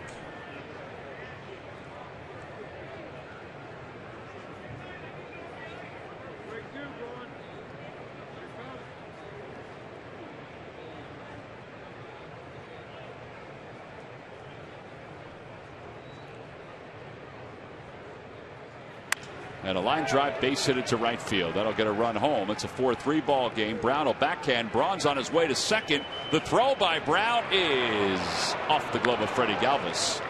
It'll be an RBI double. And for Braun, his second hit, 11th double of the year. So the Phillies lead is down to 1. It's a 4-3 ball game. Well, I think the pitch selection was well. There was a fastball supposed to be away. I think so. Sullivan wants the ball down the zone a little bit. He leaves it up in the zone. Actually, the ball came back out over the middle of the plate. Tom does a nice job of getting it in quick. But made a very good throw. Brown does a very good job of thinking 2 out of the batter's box. Yeah, so he challenged Dominic Brown. So now a runner at second base, 1 man down, 4-3. Lind is up. He has 2 RBIs, a double and a sac fly. And a first pitch outside. It's 1-0. And now Rupp goes out to chat with O'Sullivan. See, that pitch there didn't miss by a whole lot. And you got to be careful with Lind because he does have pop. He's one of those guys that people have talked about that the Brewers might move before the trade deadline, because particularly if he goes to an American League team, he could be a DH or obviously play first base, maybe play a little outfield if they need him to.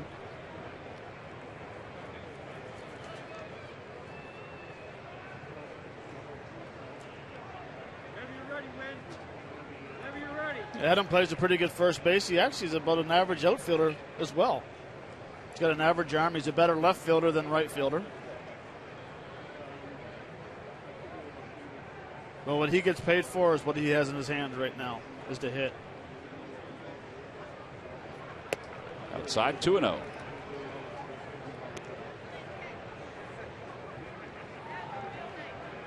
Only 1 3-ball count so far for O'Sullivan, which is why he's just about to hit 60 pitches, which isn't bad at this point.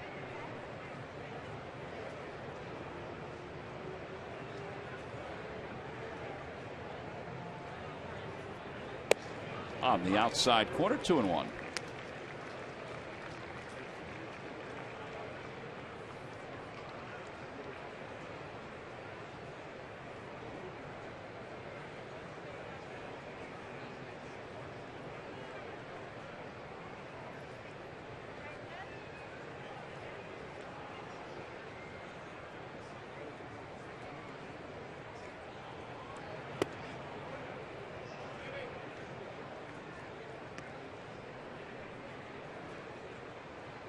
Change up out of the zone right there.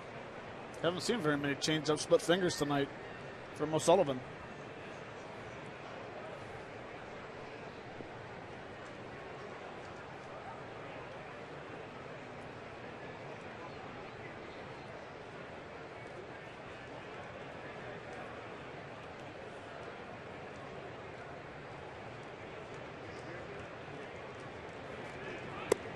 And ball 4. So that'll put runners on first and second with the speedy Carlos Gomez coming up.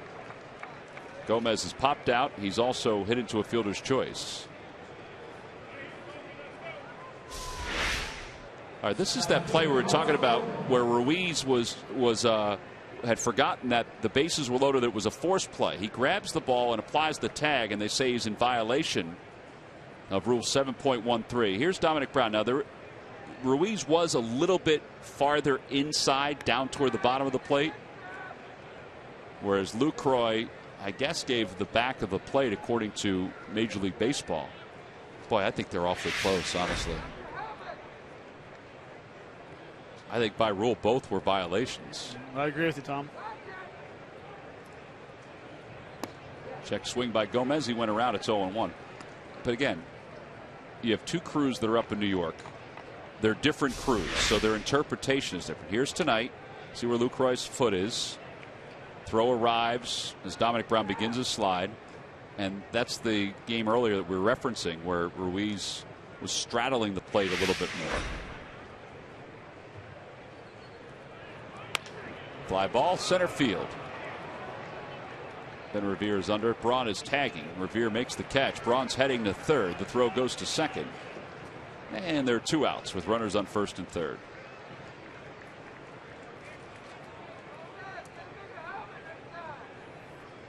And here is Segura.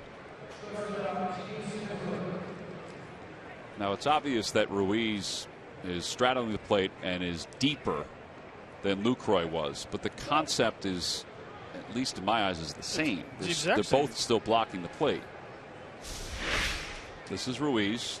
Again, he's straddling the plate, so he's deeper with his back foot or with his left foot. Here's Lucroy, who's leaning forward. The way I see it is the left foot on Ruiz and Lucroy are both in foul territory. Yeah, one's farther than the other, but yeah, they're both in foul territory. Right. Segura fouls it away.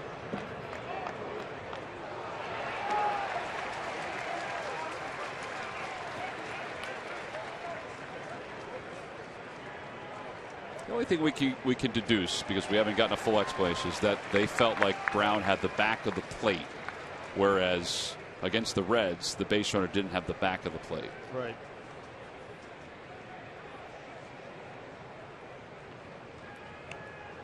But as you mentioned too, Matt, if Dominic had been a step or two past the second base bag, we wouldn't be talking about this.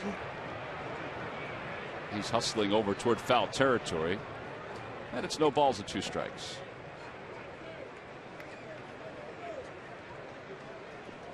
I have to admit, though, after looking at that, that's the first time I had seen it since it happened. Ruiz was deeper than I thought.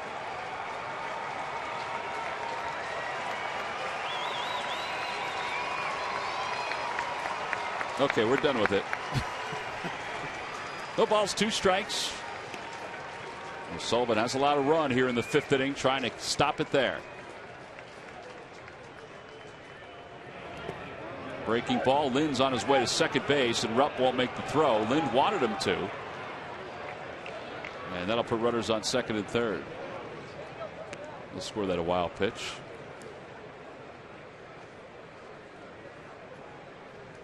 I'm not sure why Adam wanted him to throw the ball to second base. He was almost there. He would have been tagged out quickly. And Cameron does it. I mean, it's like a broken record. Him blocking a ball in the dirt's unbelievable. But does the proper thing and not throwing. Yeah, Lynn would have been tagged out in a matter of seconds, well before Braun would have crossed the plate. I don't understand why he was stopping. It's 1-2. Check swing. Did he go? No. This is Mike DeMuro. 2 balls, 2 strikes.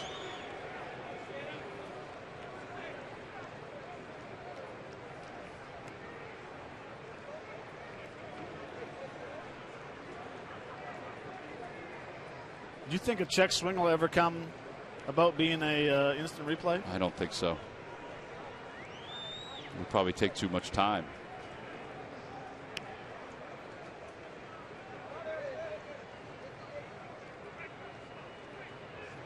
Got him. Threw him a breaking ball, and Segura is down on strikes, and the side is retired. Well, O'Sullivan bent a little bit, but he certainly didn't break. 1 run scores, but 2 are left in scoring position. That breaking ball's been pretty darn good for Sean O'Sullivan tonight, and that'll take us to the bottom of the 5th.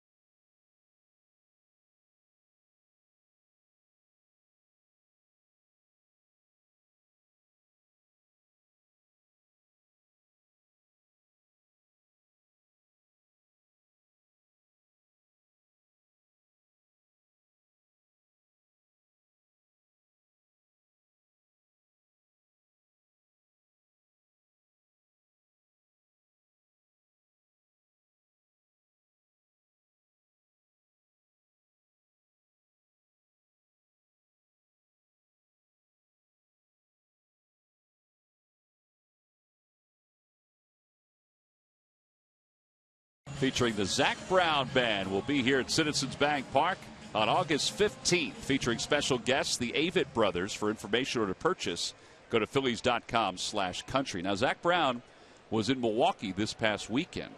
You know, they have all those festivals in Milwaukee along the water. And apparently it was an unbelievable concert. And the same concert is heading here to Citizens Bank Park. Bottom of the fifth inning, Cesar Hernandez leads it off. Breaking ball. Third base umpire says that he went, and it's 0-1.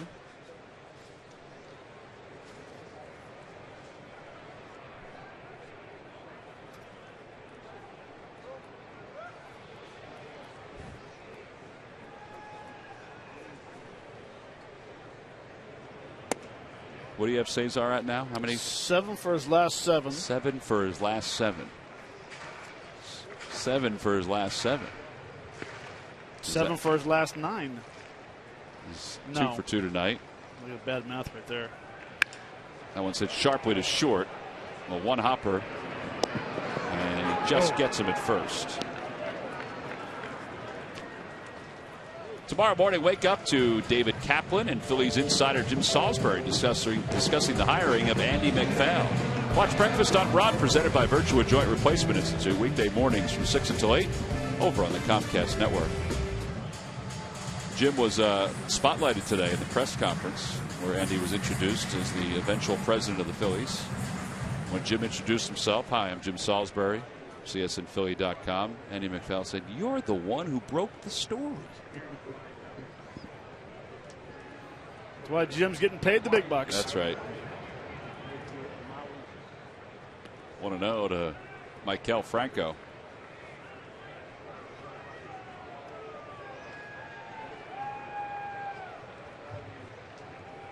Franco's 0 for 2. He's grounded out. He's also gone down looking on strikes.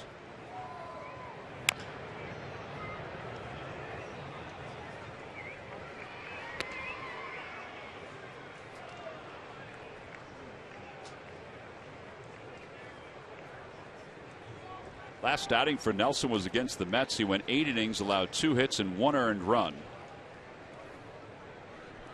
Third time this year he's pitched at least 8 innings in a game. Segura has a little easier play this time because of the speed of Franco. And there are 2 outs. Well, he's all of a sudden retired 6 straight.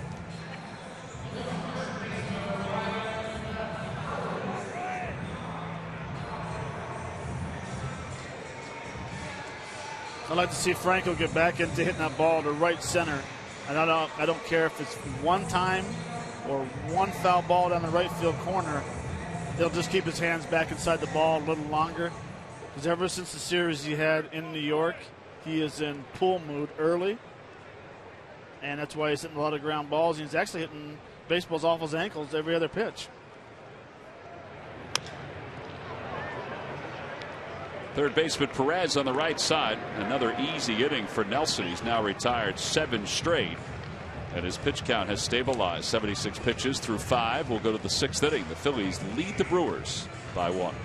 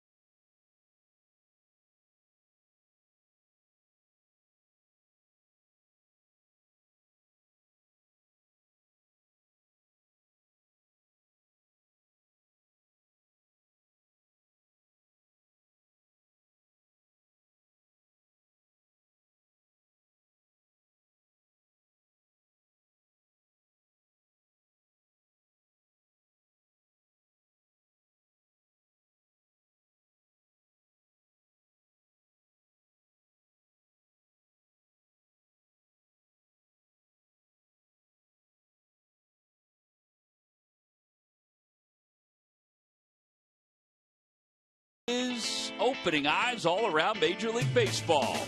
At third base, Mikel's glove has been sensational, and his arm is fired like a cannon when called upon. His bat has not disappointed anyone, swinging to an average in the high 300s during the month of June. Franco's power and production has been plentiful, connecting for 3 home runs and 10 RBIs in the first 2 games of the Yankees series alone. His offense and defense has been special and are brought to you by Independence Blue Cross. Live fearless. Well, the Fanatic must have a heck of a storage room because he has costumes for everybody. That is the Springton Dance Academy that is getting the Fanatic involved. He's a genuine cowboy tonight. He just couldn't keep up with them. We begin the top of the 6th inning. Scooter Gennett leads it off, and he takes low against Sean O'Sullivan. Scooter Gennett is 1 for 2. He has singled. He's flied out to left field.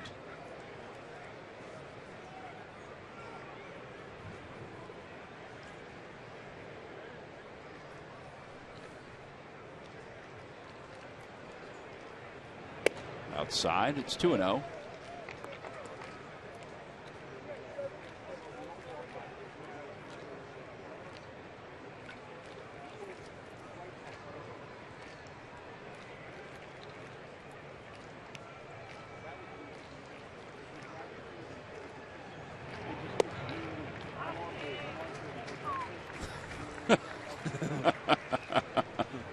I was thinking the same thing. You whistled, but I was thinking the same thing. That's a fortuitous call for Sean O'Sullivan. 2 balls, 1 strike. Third baseman Franco is in on the edge of the grass. Out of play, and it'll find the Hall of Fame club. 2-2.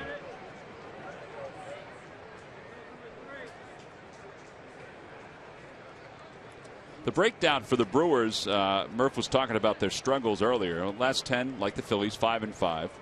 Last 20, 9-10. Last 20 days, 9-10. And the last 30 days, they are 13-17. And 23 games off the pace. Their problem is not only that they're so far under 500, but they got a team in the St. Louis Cardinals that are leading the division, that are just blowing everybody else away, pretty much. I mean, the way they're playing right now.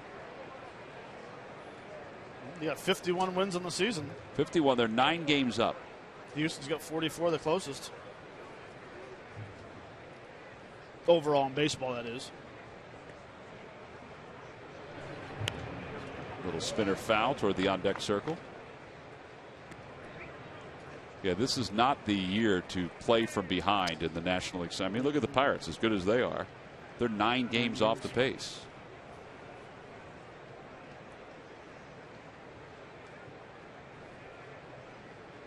(29-7) at home. Cardinals. And that's remarkable.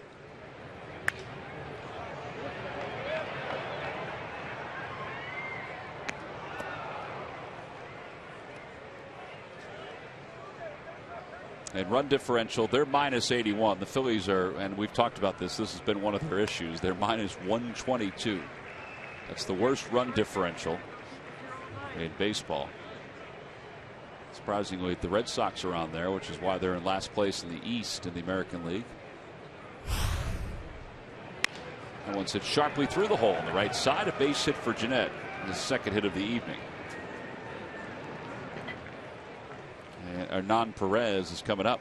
Saturday, July 18th is photo night here at Citizens Bank Park, brought to you by Apple Vacations and presented by Now Resorts and Spas. A free magnetic photo frame for all fans. Come out early. Matt might bring you a pretzel. Phillies take on the Marlins. Order your tickets by going to Phillies.com.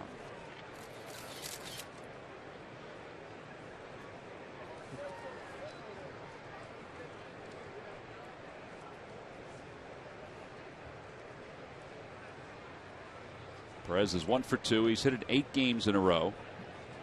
And Gennett draws a throw.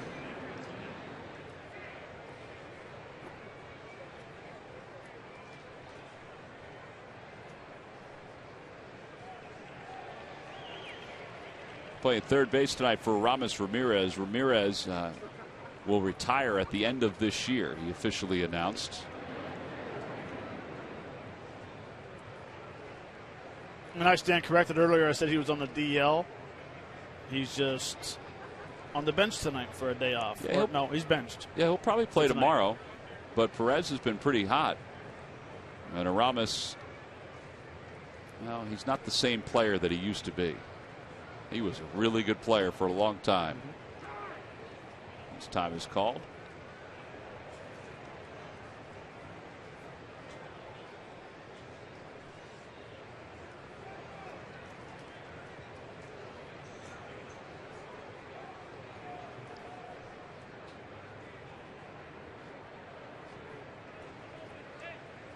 Double play depth for the Phils infield. And a pitch on the outside corner. It's 0-1.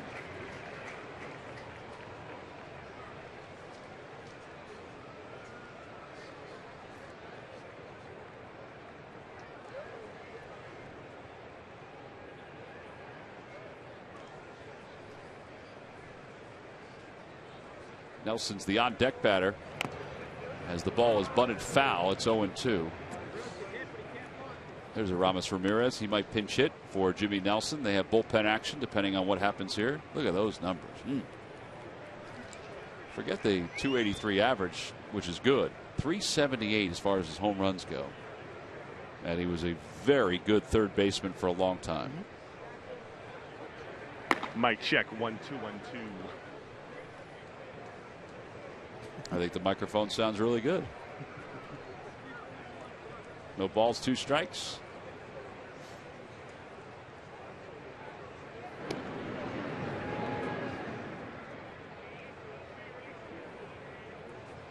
Appreciate the guys in the bullpen, the Brewers bullpen, letting us know that the mic's working okay.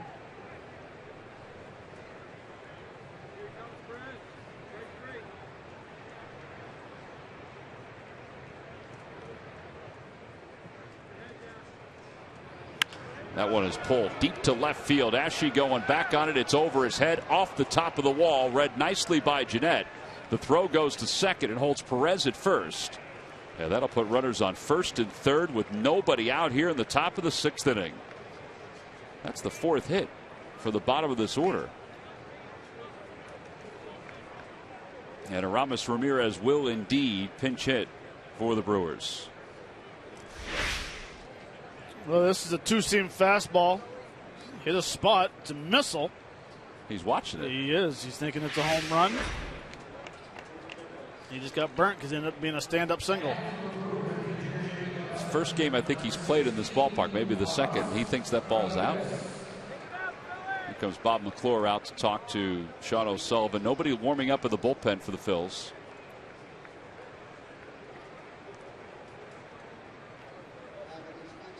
So I guess the assumption is the Phillies will play for 2 here, concede the run, get a couple outs if they can. And now the Phils will have to deal with the best part of the Brewers staff, and that's their bullpen for the rest of the game. You surprised they're taking Nelson out of the game after 5? Yes, because I don't think that the 7 runs combined are going to be the last runs that we're going to see. I agree, Tom. I mean, he could easily go up there and sacrifice the runner up to second base, and then you have the top of the order up. And he threw just 77 pitches. He had retired the last 7 batters that he faced. He wasn't very happy when he was told to come back.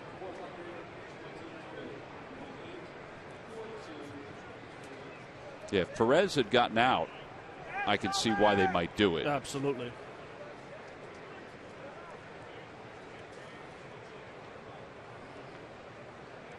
Well, even if Perez gets out, though, you still have a man out first. Very true. Bunt situation. That's true. You can bunt him up to second. Right. And if he's on second base, maybe, but oh well. All right. So Aramis Ramirez, good numbers against the Phils' first career, hitting just .214 this season, but 9 home runs. And he hits one out toward right center field. Revere's not going to get it. This will score at least 1. It's going to wind up scoring 2. Perez is around third, heading for home, and the Brewers will take the lead on a 2-run pinch hit double by Aramis Ramirez. And it's a 5-4 ball game.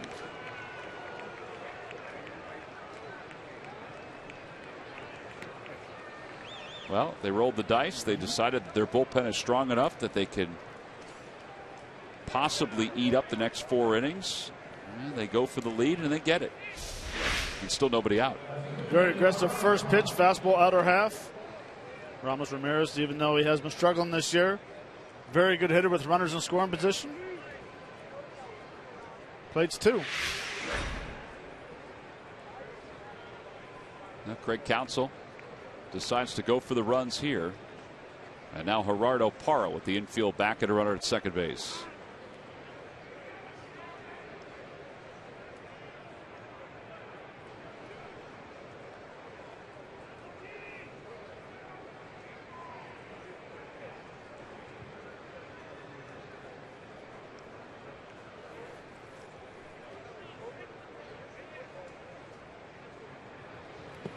Waves at a breaking ball, and it's 0-1. Phillies now have Justin DeFreitas, who just popped up to start throwing.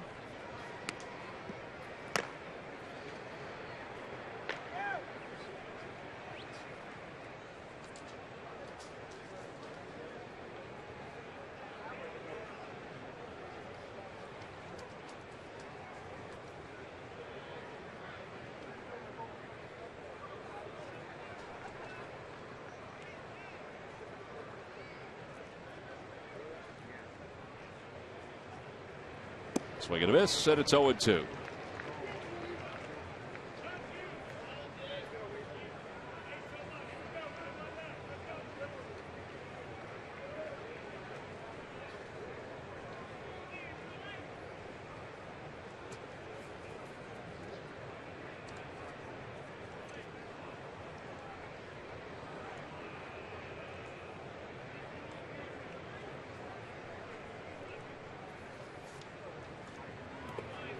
He tried it again, and this time it wasn't a strike out of his hand, and Parra lets it go. So 1 ball and 2 strikes. Brewers just finished up their series with the Minnesota Twins. They took 2 of 3 from Minnesota. By the way, Minnesota was down 9-1 in their game against the Reds. Well, now it's a 9-7 game in the 5th inning. Playing a little interleague baseball in Cincinnati.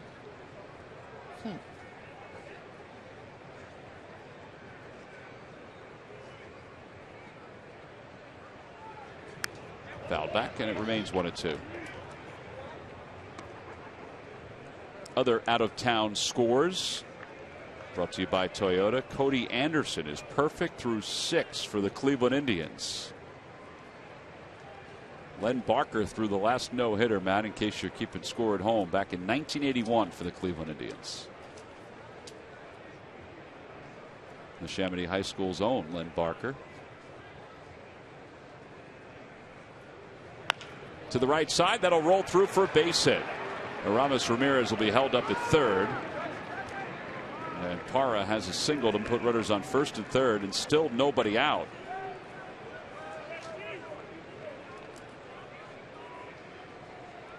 Well, you wonder if they're going to go get Justin DeFreitas. They just asked Cameron Rupp to go chat with Sean O'Sullivan. Even though he's at 86 pitches, he looks like he might be out of gas here a little bit.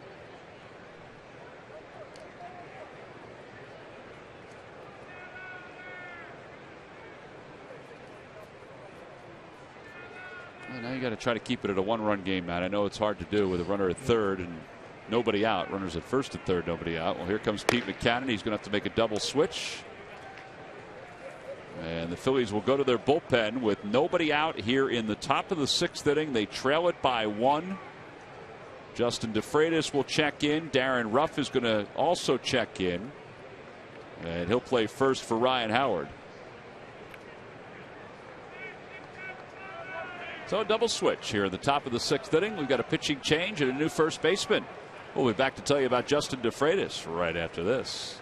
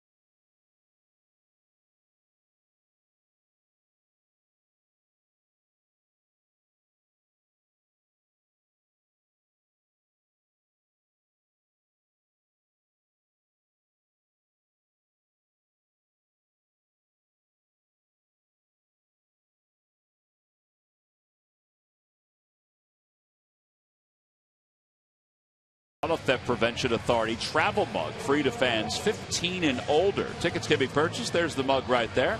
Tickets can be purchased anytime by going to Phillies.com.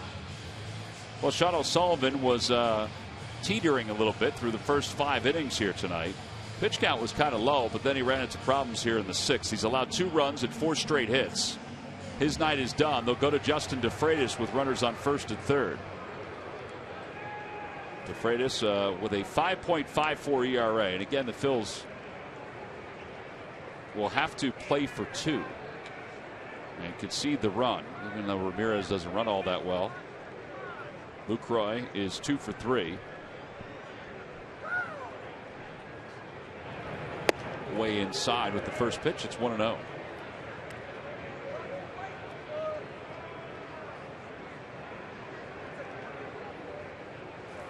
Well, they're looking for multiple innings here out of DeFreitas since they made the double switch. Ruff will bat 9th, and the pitcher's spot is now the 4-hole.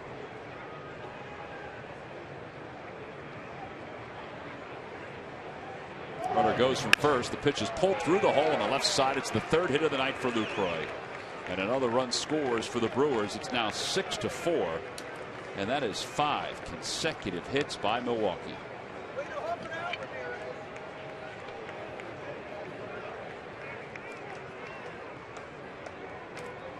That is 13 hits now for the Brewers.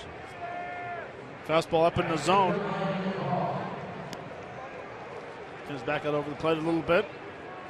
And when you have confidence hitting against a team, it's amazing how you find the holes in the infield and the outfield. It is amazing. Brian Braun is 2 for 3. Does have an RBI. He doubled his last time up.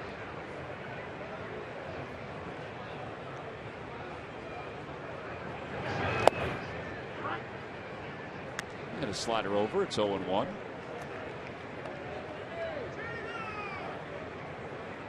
Well, we've updated those numbers. They're still really good.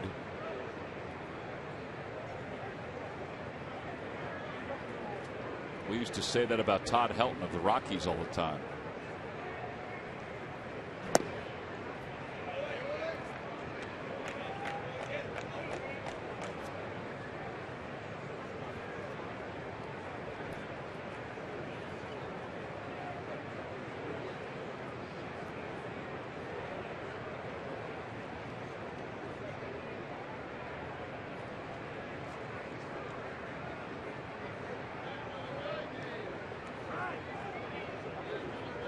Remember way back in the first inning when they gave the Nissan keys to the game? Yeah. O'Sullivan had to find the slider. Yep.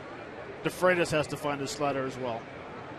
He found it. He has it. He just hasn't found the way he wants to throw it yet.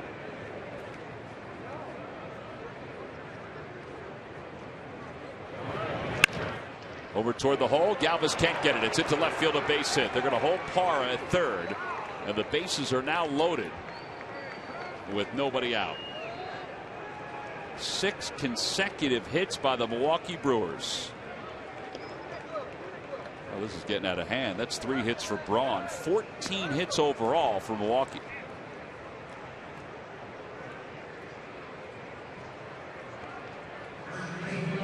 Well, last time the Phillies against the Brewers did not win any of the games played here, but won all 4 out at Miller Park. In fact, the Phillies come in with a 4-game winning streak.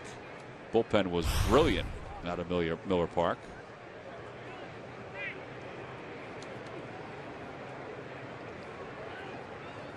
Here's Adam Lind with the bases loaded. Off the end of the bat, it's 0-1.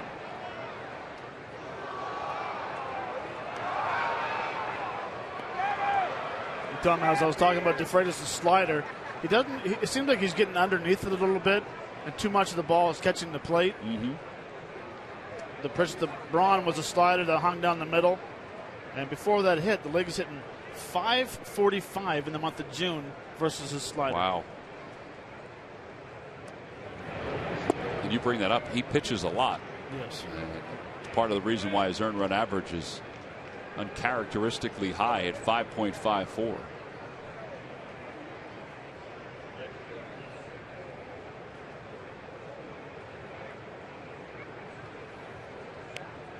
Infield is now in. 1 ball, 1 strike to Lind.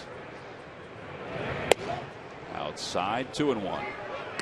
It's a pretty rested bullpen, even though they did play 2 games yesterday. Right. Ken Giles did the most of everyone at 24 pitches yesterday in the 2 games.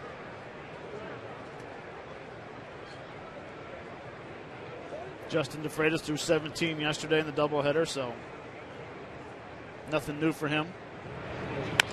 Chopper out towards shortstop. Coming home is Galvis. They get 1, and that's all they'll get. Lind was able to beat the throw. So the first out is recorded on a forced play at the plate.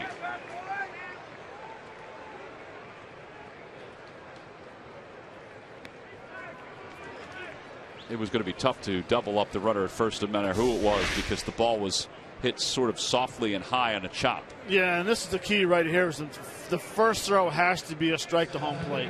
And I'm very surprised it was that close as it was.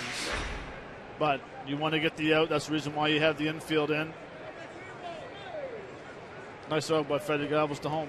Yeah, and Rupp was avoiding the slide from the runner, too. You want to get away from that before you throw it, so you're not clipped. Here's Carlos Gomez. Gomez is 0 for 3 tonight. Phillies set up for 2. First pitch swinger. And he cracks that slider foul.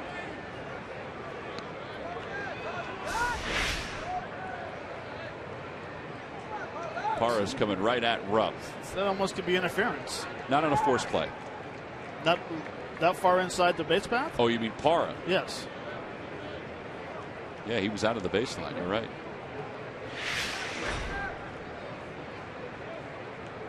Yeah, his goal was to try to disrupt the throw to first. 0-2. See if he can get a strikeout here.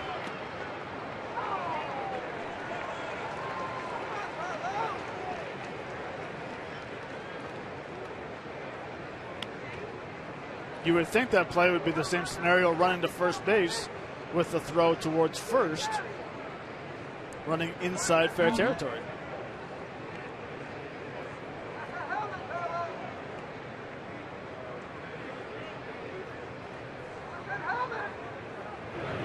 And a line drive off the glove of DeFreitas. That may have helped the Phils. It does. 1-4-6-3 double play. That ball was headed out towards center field. If DeFreitas didn't deflect it, the Brewers may have added to their lead. So a little luck on the reaction by Justin DeFreitas. He misdirects it right into the direction of Cesar Hernandez. And the Phils are able to turn the double play.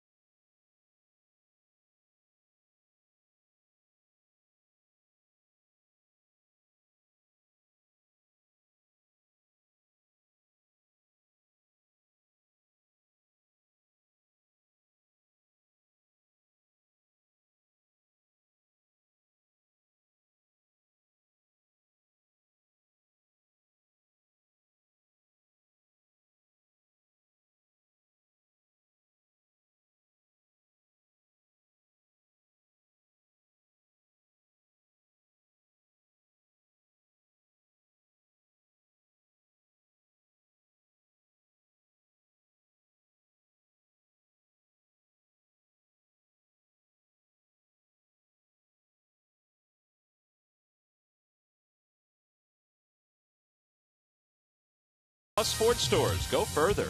By Xfinity, the official entertainment provider of the Philadelphia Phillies.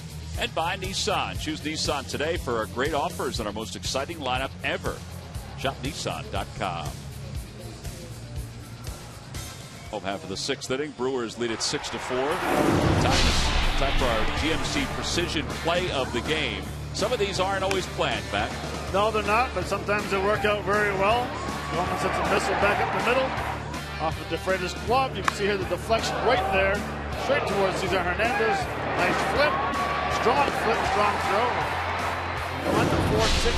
1-4-6-3 double play. 1-4-6-3. Yeah, that's it. So there's DeFreitas. Now there is Neil Kotz, who will take over on the mound for the Brewers. He'll start things off by facing Dominic Brown. And a pitch down and away. 1 ball, no strikes. Neil Kotz, 3-pitch pitcher. Fastball 88 to 91. Slider at 85 and a cut fastball. Tops out at 88 miles an hour. Bullpen's pretty good for the Brewers. Their earned run average is 6th in the National League at 3.39. They've got a solid setup guy in Jeremy Jeffries. And of course, Francisco Rodriguez is their closer. That is Michael Blazek. As the pitch is on the outside corner, it's 2-1. Opposition hitting .234 against the Brewers bullpen collectively. 2-2. Oh, I wonder why. They get a left-hander besides Kotz that throws 97. Jeffries throws 97. Another guy throws 97. Another guy throws 95. And then you got Rodriguez, the veteran, who throws 91, but who used to throw 97, but knows how to pitch. Foul back to the screen. It remains 2-2.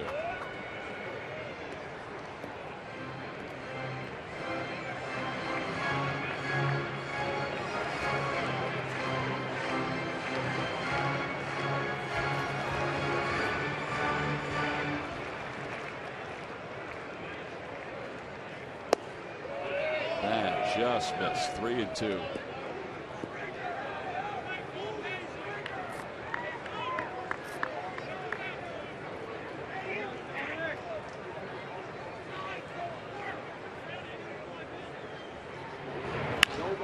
Down the left field line for Brown. Parr is on the run. He won't get there, but it's a foul ball. Just too much slice for the left-handed hitter.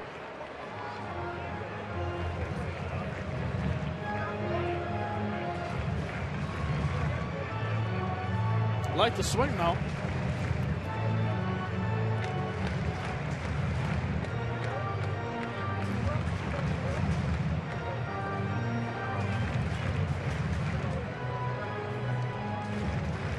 Matt, it looks like Len Barker is safe out in Tampa.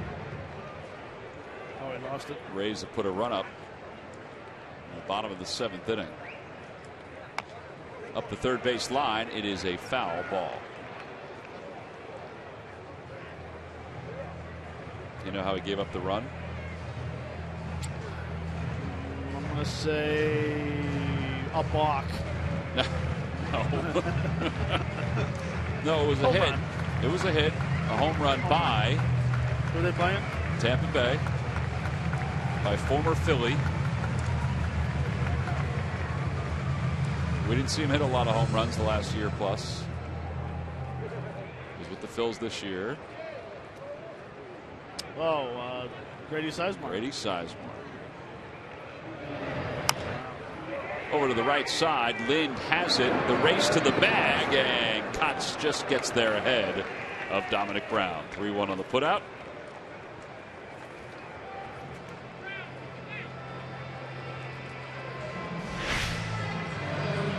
Well, it's a good flip right there. You lead him a little bit so he doesn't break his stride. Get into the bag. Could also by Dominic Brown, but that's the key, is when you're a first baseman, lead the pitcher.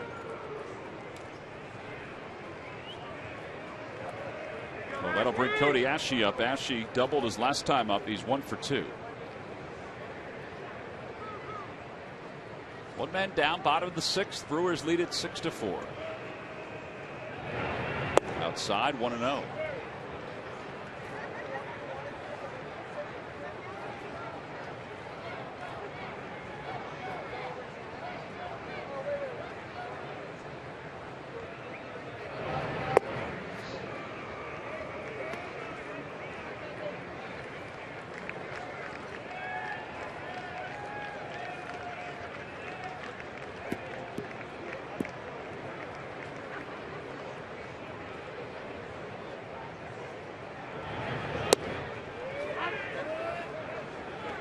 Cody was out again today, very early with Juan Samuel, working on making some plays out in left field, going back on baseballs, reading balls off the wall.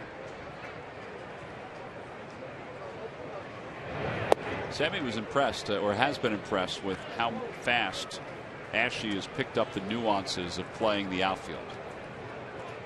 I said to him today, I said, you know, from our standpoint, it looks like he reads balls off the bat well. And he said, absolutely.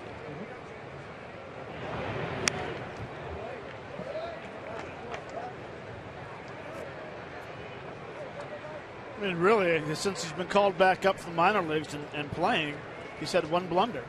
That was in Cincinnati. The line drive hit right at him, where he came in, froze, then went whoop over his head. And that kind of scared him later on with the ball that was in front of him. Yes. But beyond that, he's played pretty clean out there. He has. 3-2 pitch. And pops it foul over the Brewers dugout.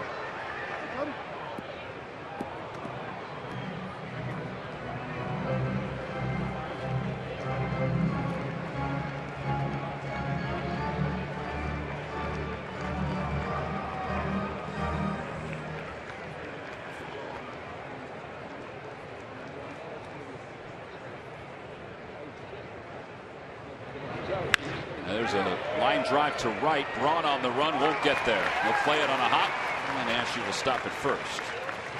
Cody has 2 hits tonight. He has 6 hits in the last 4 games. And his first at bat, he lined out to right field on a missile. Or left field. That'll bring Cameron Rupp to the plate.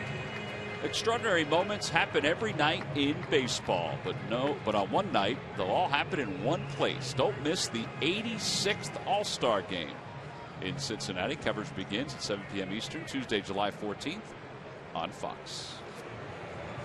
Well, that'll be it for Kotz. His night is done. They'll go get the right-hander to face Cameron Rupp. We have a pitching change here at Citizens Bank Park. Phillies have a base runner. They trail it by 2. We'll be back right after this.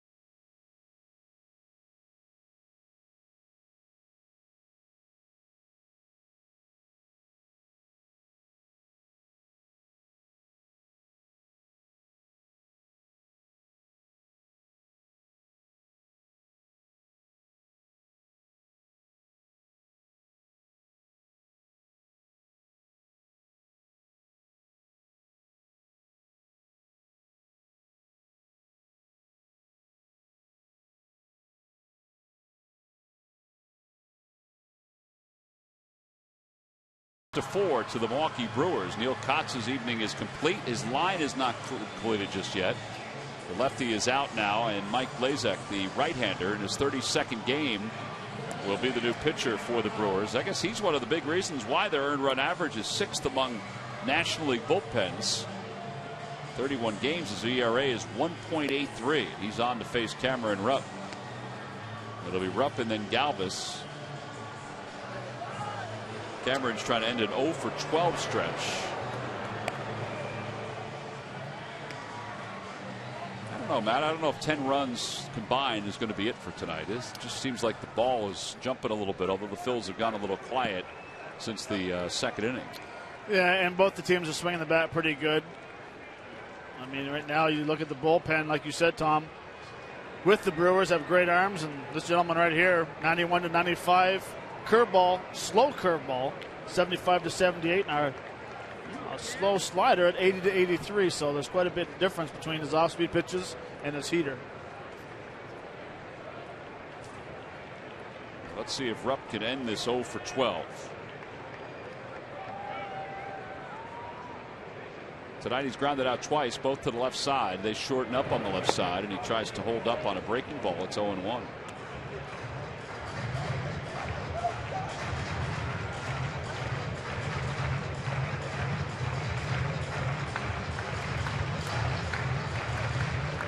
I had a chat with Cameron today, earlier, before the press conference, and talking about his hitting a little bit.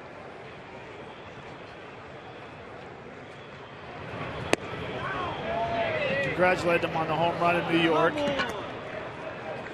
I said, do you find that since you hit the home run in New York that you're leaving a little early with your front side and thinking about home runs? He goes, yeah.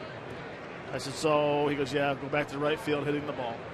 Yeah, because the home runs will eventually come if he's right, and he's locked in a little bit. A lot of people say a home run's a mistake.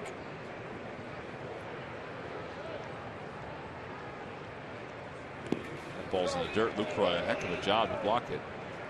Yeah, Charlie Emanuel's old expression was, it's a fly ball that just carries out of the yard. Now sometimes it's a bullet. Right.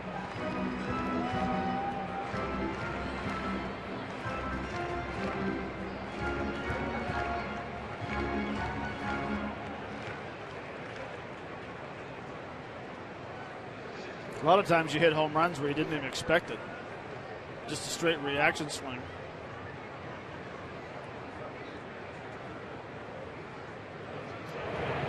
Another one in the dirt, and it's 2-2 to Rupp. All he's thrown him are breaking pitches in the set bat.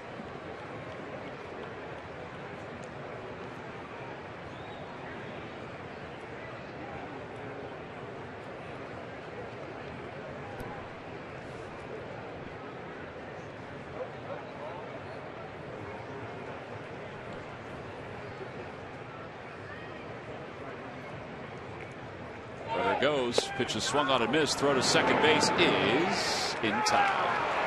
Ashe is gunned down. Right now it's a strikeout, throw out, double play.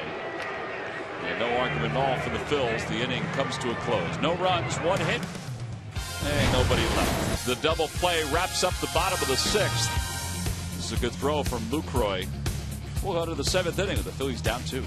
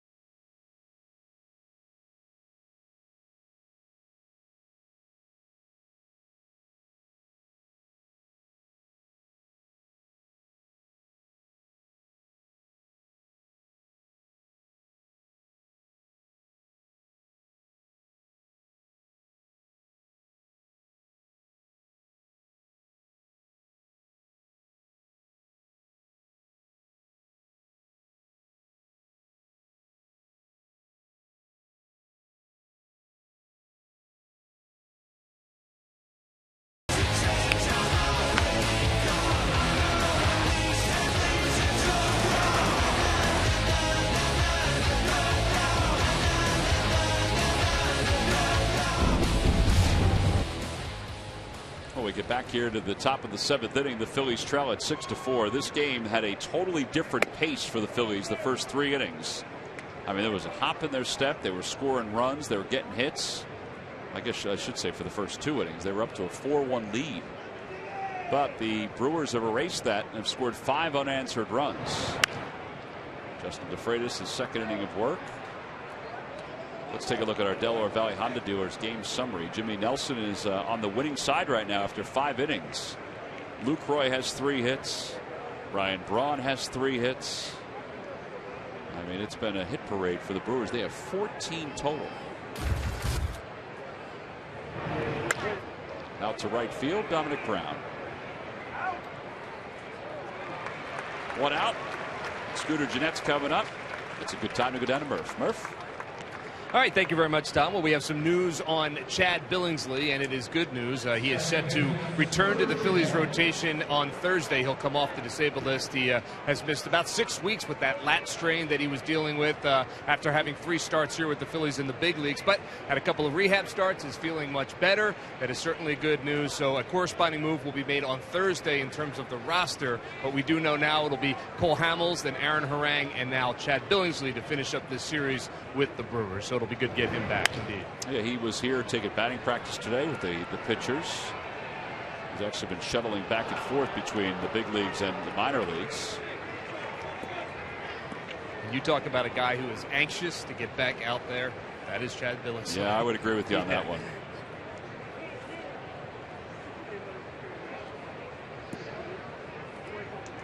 He's a little different, too, than some of the other pitchers the Phillies have from the right side. He's got a little more power on that fastball. The ball's 1 strike to Jeanette. And Cesar Hernandez waits for this one. 2 outs.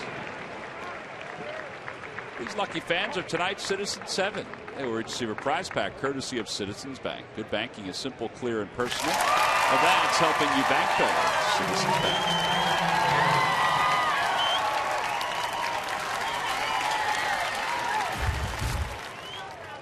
Everybody's happy to get a green shirt, Matt. Yes, they are.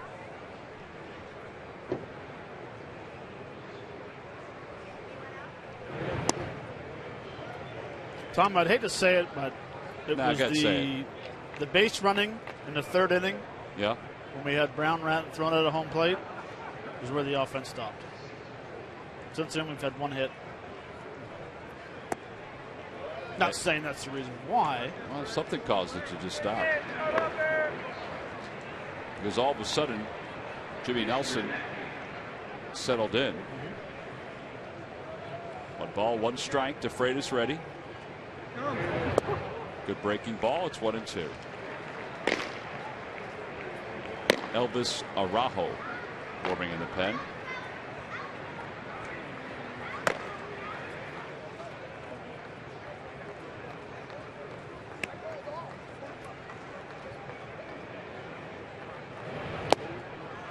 Foul tip. Good inning for Justin DeFreitas. 1-2-3 go the Brewers. It's just a 9-pitch inning for the Phillies right-hander. We'll move to the bottom of the 7th inning. Time to stretch with the Phillies down 2.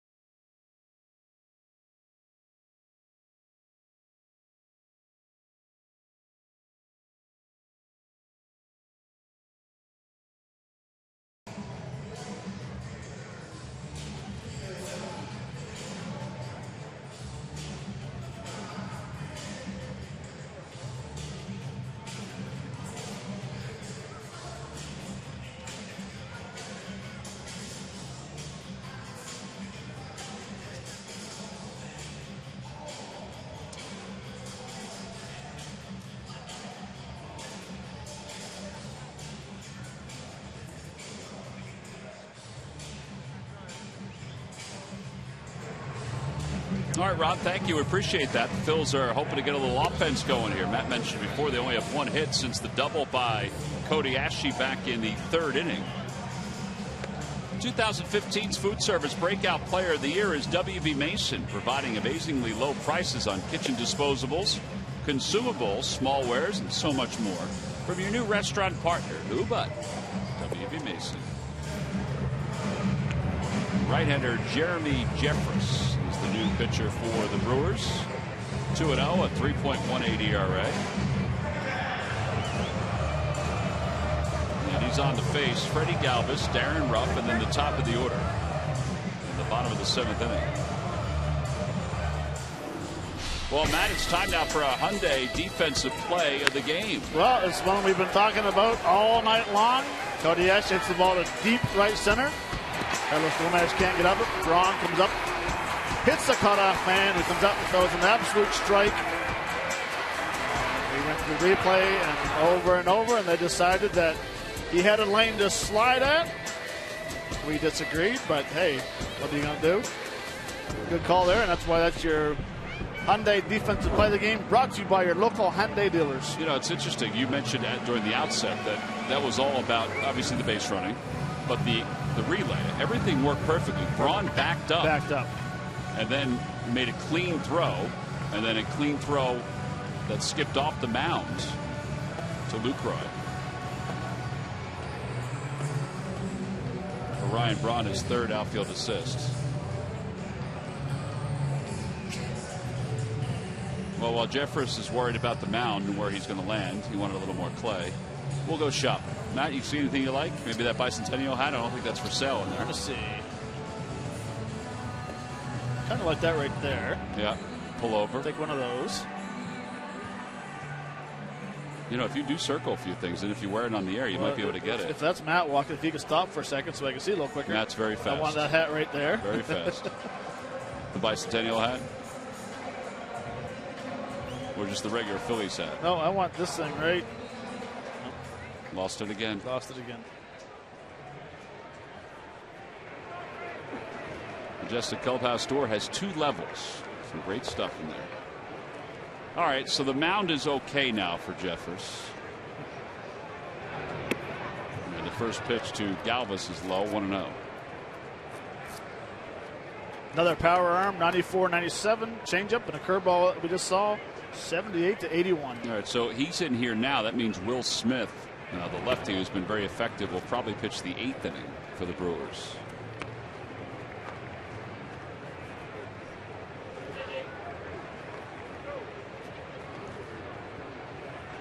Two balls, no strikes.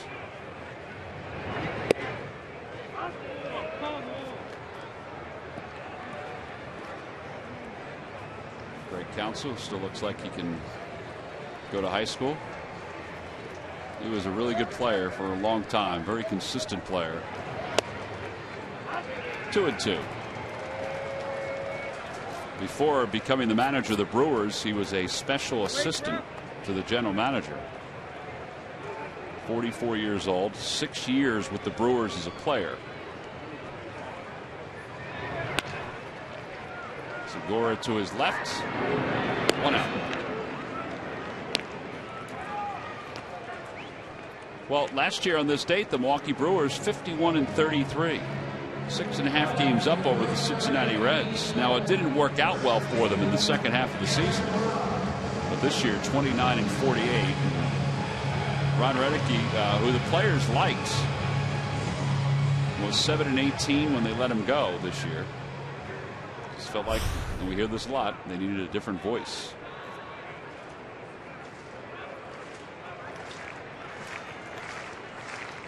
Darren Ruff up for the first time, takes a fastball, and it's 0-1.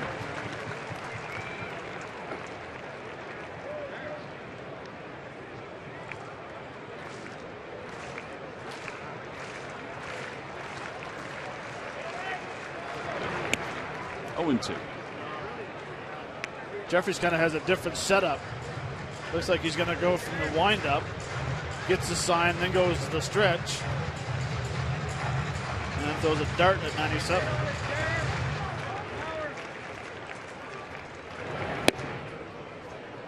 Sorry, 98. I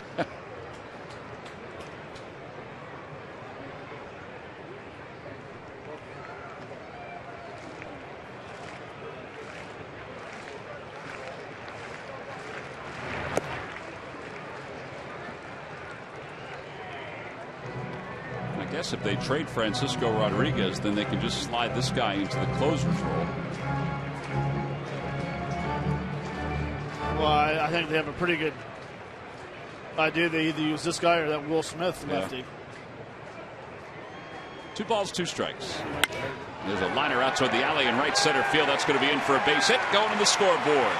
And Rupp's on his way to second, and he'll get there easily. A 1-out double. So that brings the tying run to the plate. Pretty good swing right here by Darren Ruff. Oh, really, very nice swing. 98-mile-an-hour fastball, low and away, stays on it, head down. Doesn't overswing, which is a key. The guy throwing that hard. Nice job of hitting. So Ruff's in scoring position. Ben Revere is 1 for 3. It's kind of like an angel being on top of your shoulder.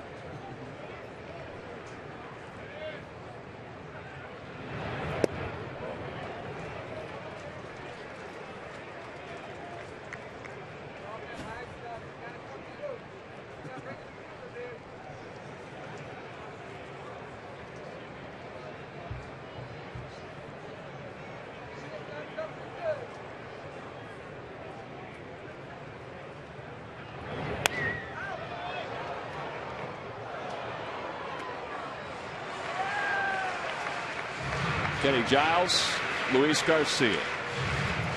Pap in the background stretching out his legs. Ball under the watchful eye of Rod Nichols. 1 ball, 1 strike.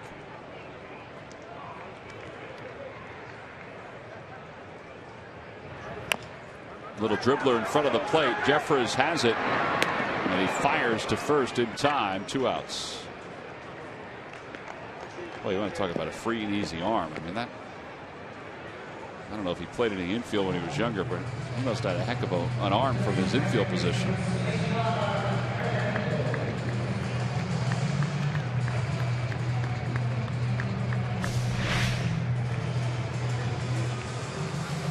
Gets a bit off the end of the bat.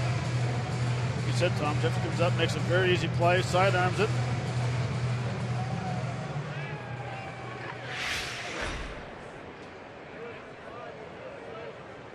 Oh, 2 outs now at the bottom of the 7th inning. Darren Ruff will be the batter. Now, the third baseman Perez is in on the grass because don't forget Hernandez bunted earlier in the game for a base hit.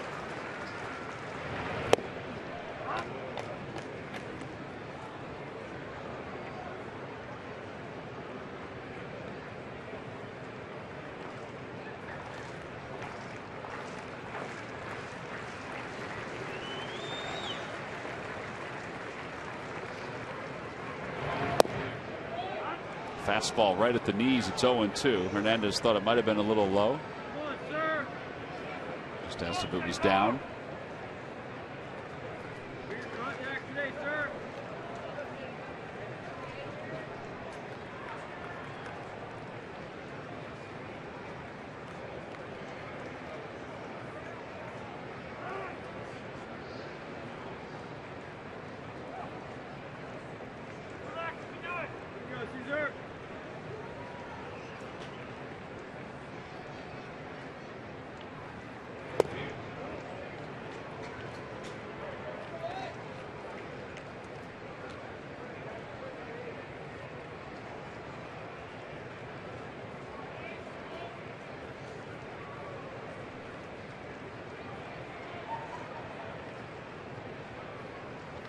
Way outside. 98. If you can overthrow it, he just did right there.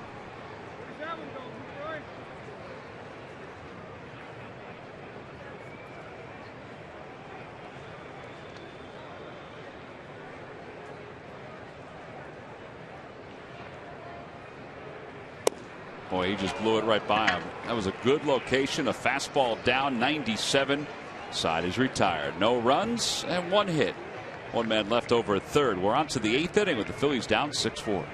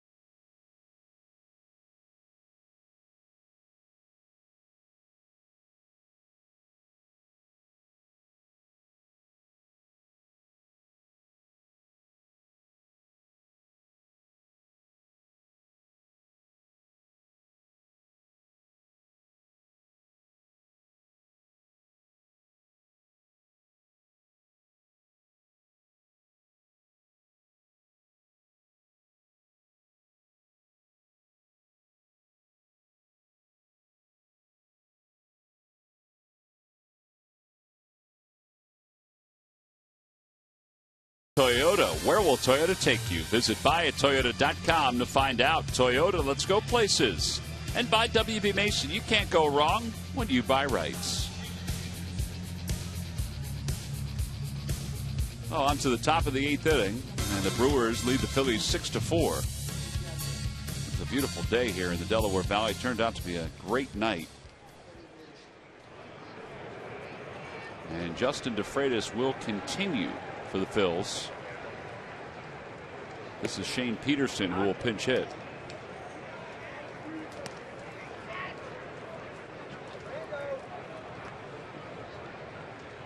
Oh for 6 as a pinch hitter this year. Overall 12 for 61. A .279 batter.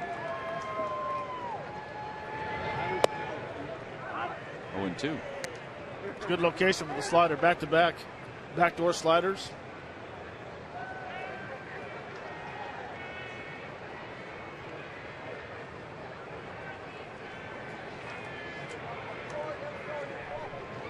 And a fastball ripped to right center field. That one got too much of the plate, and it's going to the scoreboard. And Peterson's on his way to second.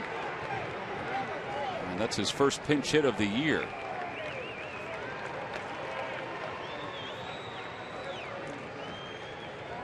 I thought there was a chance he might throw him another breaking ball since he had him in the hole. But instead he throws a fastball and he can't sneak it by him. Well, he wants the fastball inside, and that's the reason why his ERA is at right now, is that when he's making mistakes, he's getting hurt. Those very nice back-to-back sliders, and all of a sudden he misses with the fastball. Now you're giving up a missile on an 0-2 pitch. And now you got to deal with Parra. Parra has 2 hits tonight. He's 2 for 4. Brewers acquired Parra last year from the Arizona Diamondbacks. He bunts toward third. Franco will have a play at first. He'll score that as sacrifice, and Peterson goes to third. Pretty good bat control. So 1 away. And Lucroy is coming up. Every time the Phillies pitchers retire, the opposition 1-2-3. Comcast is making a contribution to Phillies charities. Phillies baseball is brought to you by Xfinity, the official entertainment provider of the Philadelphia Phillies.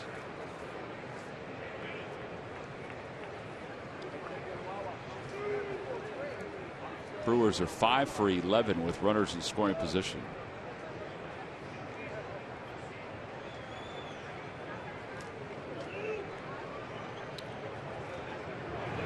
And Lucroy lifts it toward foul territory. Ruff will give it a look, and he can't get there in time.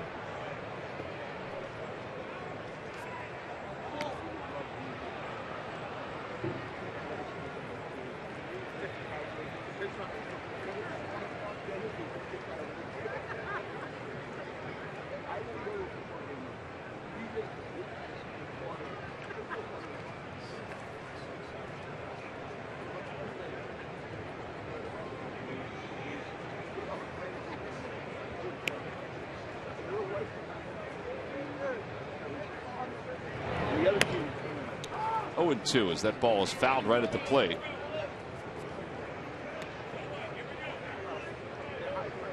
Boy, it'd be nice to get a strikeout here. Then you walk Braun maybe. Although you got Lynn to deal with then. I guess you pick your poison on that one. Do you want the righty or the lefty? Exactly. It was now all of a sudden you bring in Araujo. Yeah. Even though Adam Lins does not have any home runs this year versus left-handers, still hitting respectful 286 versus them. First, though, you got to get Lucroy. Then you make that decision.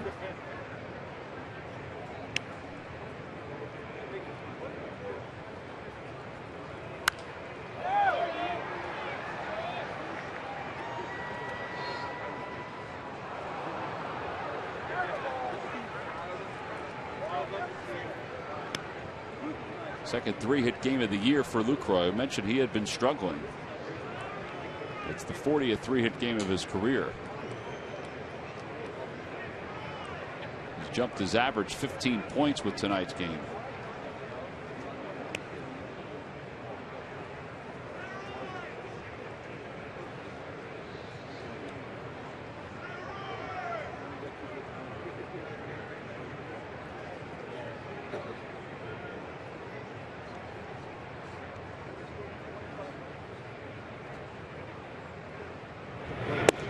Inside, 1-2.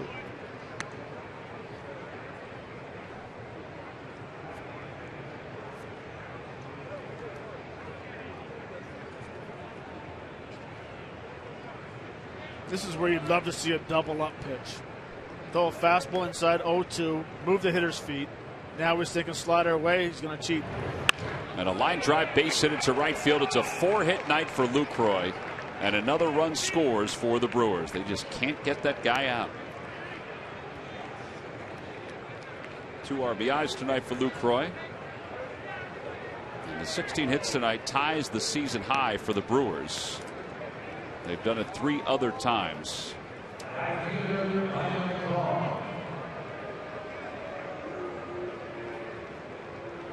Just too good of a pitch.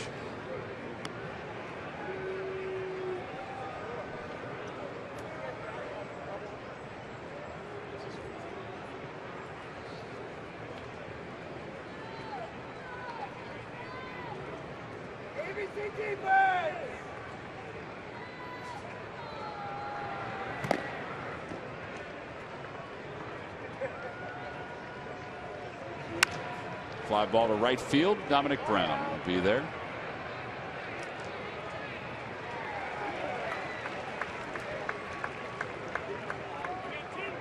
Lucroy, his 5th career 4-hit game. Now we're saying he was struggling. I mean, this man was struggling coming into this ball game. He was 1 for 10 in the series against the Twins. He had 4 hits in his previous 34 at bats. So another double switch. Hernandez is out. Blanco is in. And Araujo's coming in to face Adam Lins. So a pitching change for the Philadelphia Phillies here in the top of the 8th inning with 2 men down. Phillies trail it 7-4.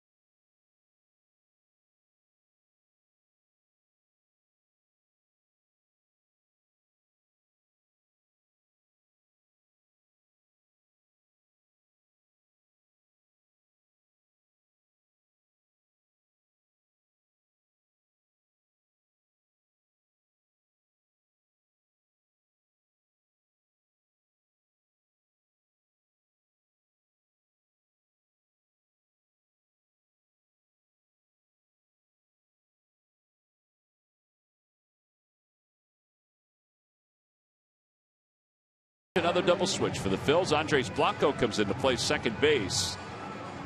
So he will bat fourth, and Elvis Araujo in his 22nd game, 1-1, an ERA of 3.50, 17 strikeouts in 18 innings of work. And Araujo is going to bat second for the Phils.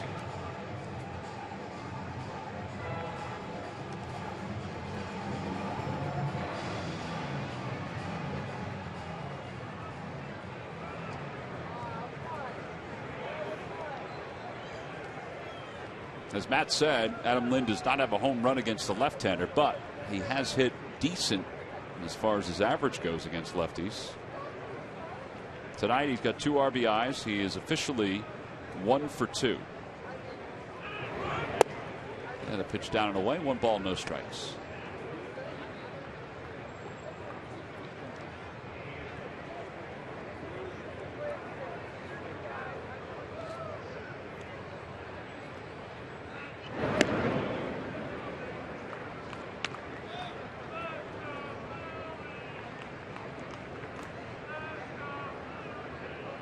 Phillies in their half of the 8th inning will have Franco, Blanco, and Brown.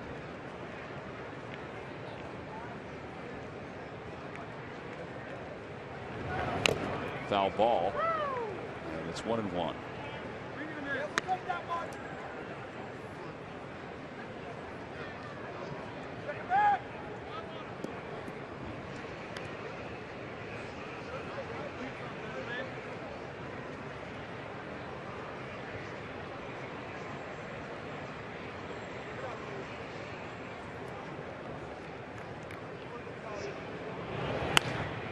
Down the left field line, Ashe will give it a look. It should go back into the seats, and it does.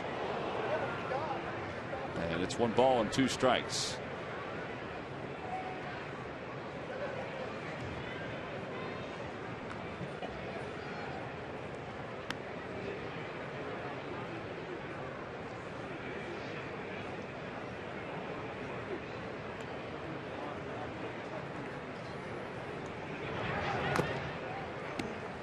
Rupp can't hang on, so it remains 1-2. Phillies bullpen here in the month of June, 6 wins, 3 losses, an ERA of 3.88. Overall, the bullpen earned run average is 3.68.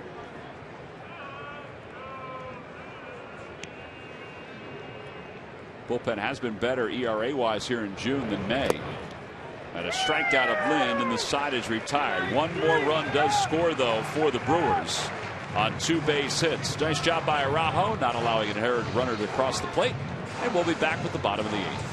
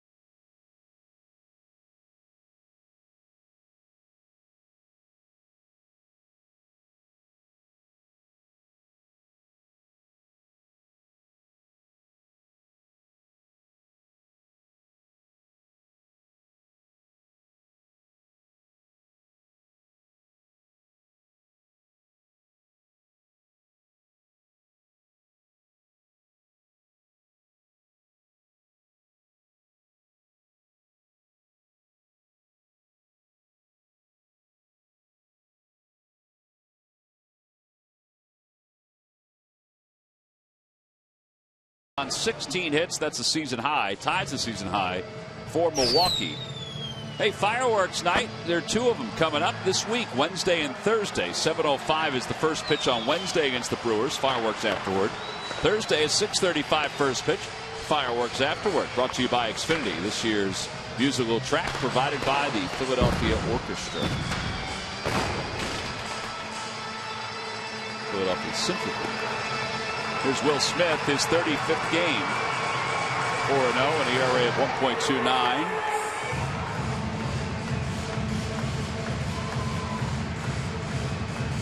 And he is on to face Maikel Franco to start things off. It'll be Franco, Blanco, and Brown. Scouting report on Will Smith. Another power arm, 94-97. Curveball and a change.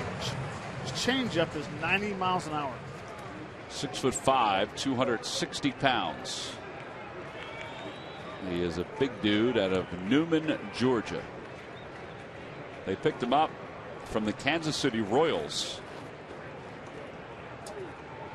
They sent Nori Aoki, who helped the Royals win the American League pennant, to Kansas City. Maikel Franco takes outside, 1 ball, no strikes.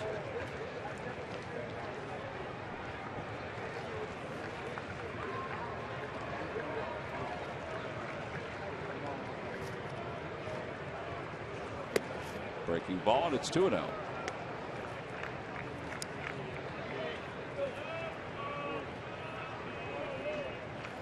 First 2 innings, the Phillies had 5 hits. They scored 4 runs on 5 base hits. Since the first 2, they have 3 hits. That one's crushed deep to center field. Gomez going back toward the wall. He jumps and he makes the catch. Well, there's 1 away here in the 8th inning. I don't know if he needed to jump if he had gotten back a little farther, but either way, he covered a lot of ground. And Maikel Franco is retired for the first out here in the bottom of the 8th inning. You know, Franco got jammed a hair, it looked like. But times are right. Makes a nice play in the outfield. I'm with you, Tom. I think if you would have got back to the wall. Oh, Murph, you're like Will Smith, but you're in a different emotional state. Will Smith threw his arms up. My reaction? As if, wow, and you threw your arms up saying, oh, man. I couldn't believe it. I thought that was way gone. Honestly, off the bat, I mean, Matt's right. Looking at the replay, it looked like he got jammed, but off the bat, it looked like he hit it pretty good, which he did. Blanco takes low, 1-1. I will say that it did appear that Gomez knew he had it that entire way. He had a beat on it. Why'd he jump then, Murph? I think he needed to jump. You don't think? I think he needed to go back another step. He covers a lot of ground, though, out there, doesn't he? He does. 1 ball, 2 strikes. See, Murph, you never realize that you're always on camera, even though you're not up here in the booth with this camera peeking at you all the time. It is dangerous.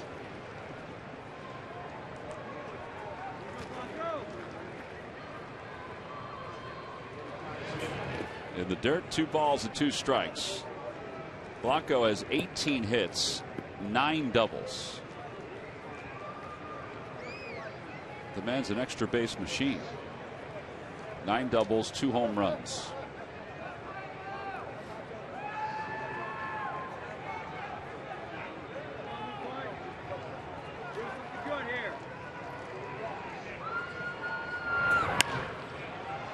Down the right field line, that'll slice out of play. Whoop, whoop, whoop. Oh, nice job. He didn't technically go onto the field. Come on, come on. There you go. You got to lock it, though. That's how the dog gets out if you don't lock it.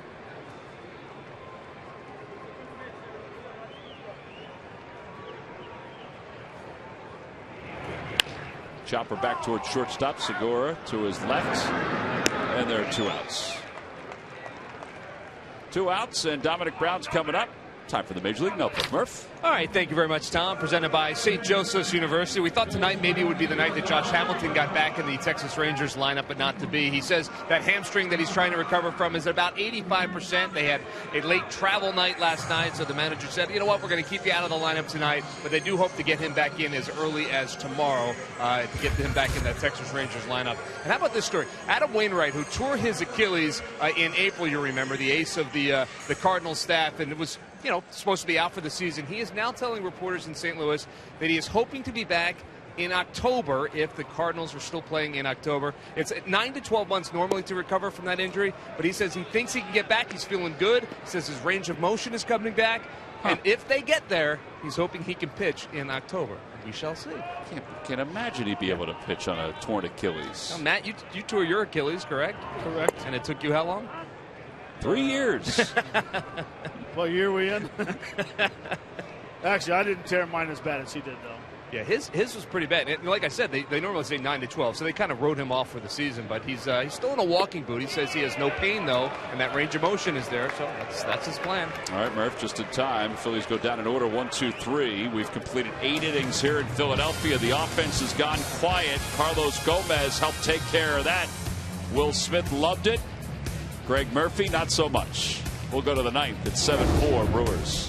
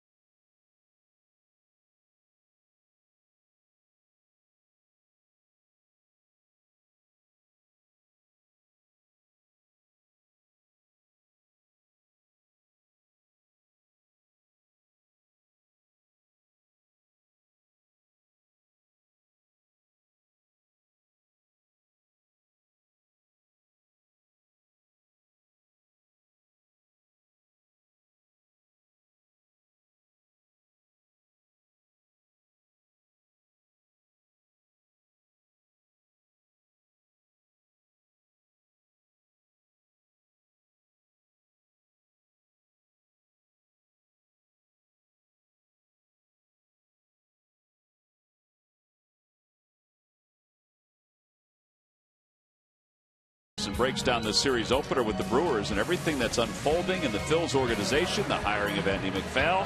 Only on Cure Auto Insurance presents Phillies Post-Game Live. By the way, Craig Counsell, the manager of the Milwaukee Brewers, he made a move tonight that you and I both wondered about with Jimmy Nelson. He had Aramis Ramirez pinch hit for him in the top of the 6th inning. Nelson had been kind of cruising along.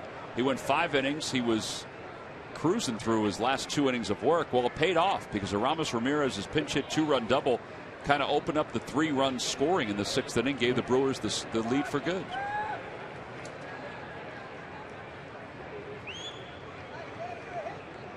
Here's Carlos Gomez against Araujo. Swing and a miss. It's 0-1.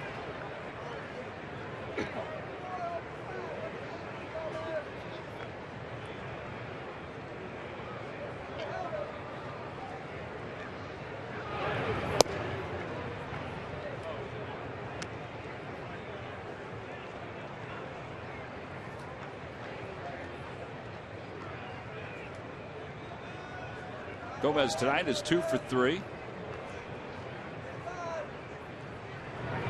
Swing and a miss. It's 1-2. I should say he's 0 for 3. He hit that 1-4-6-3 double play his last time up.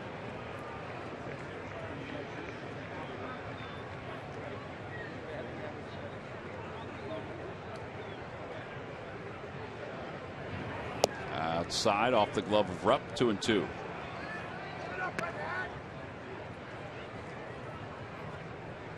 Francisco Rodriguez is warming up in the pen after Will Smith's scoreless 8th inning, his 16th straight scoreless outing.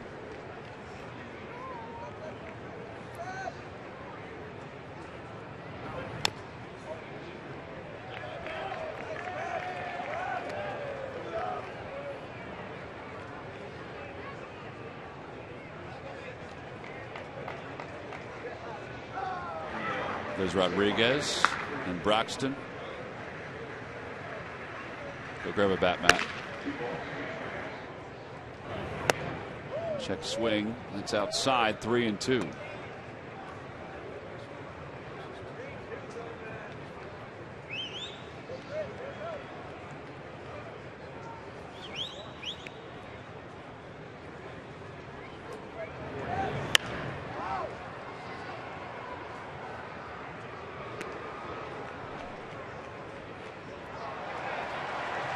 So remember that day that as that ball popped up off one of the seats, and that lady was a nice lady, was in the handicap section and came right into her lap. 3 balls, 2 strikes to Gomez. Inside, ball 4. Still remember the day that Gomez hit that home run foul and he thought it was fair, and he ran all the way around the bases, and it wasn't until he got to home plate that they informed him that the ball had been foul.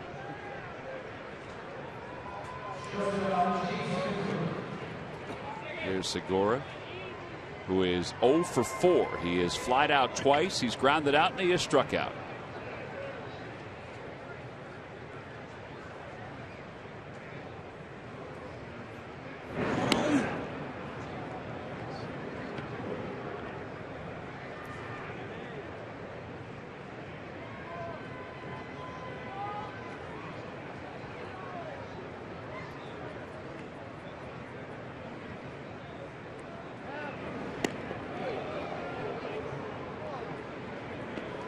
Nice play by Darren. Yeah, they're trying to keep Gomez close at first. They do not want another run to score. They're down by 3. Phillies are. Gomez is a threat to run. He has 7 stolen bases. Back toward the mound. Araujo has it. There's one. They better hurry. They do. 1-6-3 double play.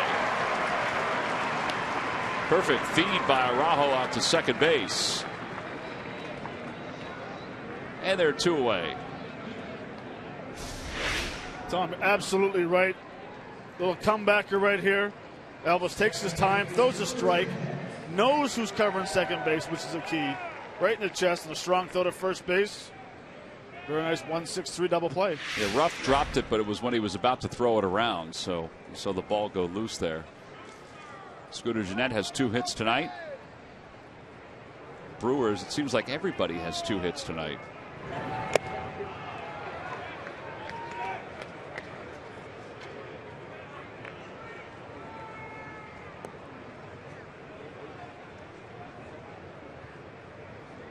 Five of the 9 batters tonight have 2 hits for the Brewers. At least 2. 0-2.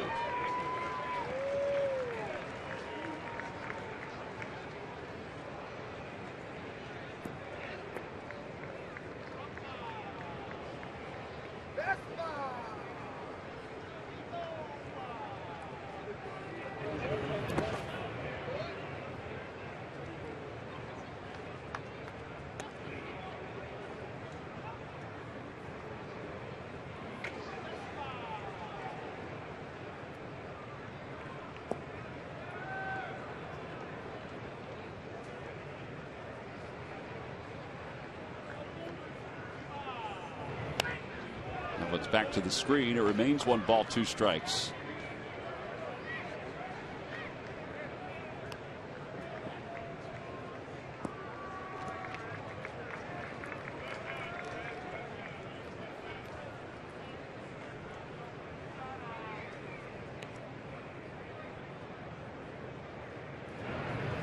Ground ball right side. Ruff's got it. Araujo was a little late getting there, but still beats him to the bag.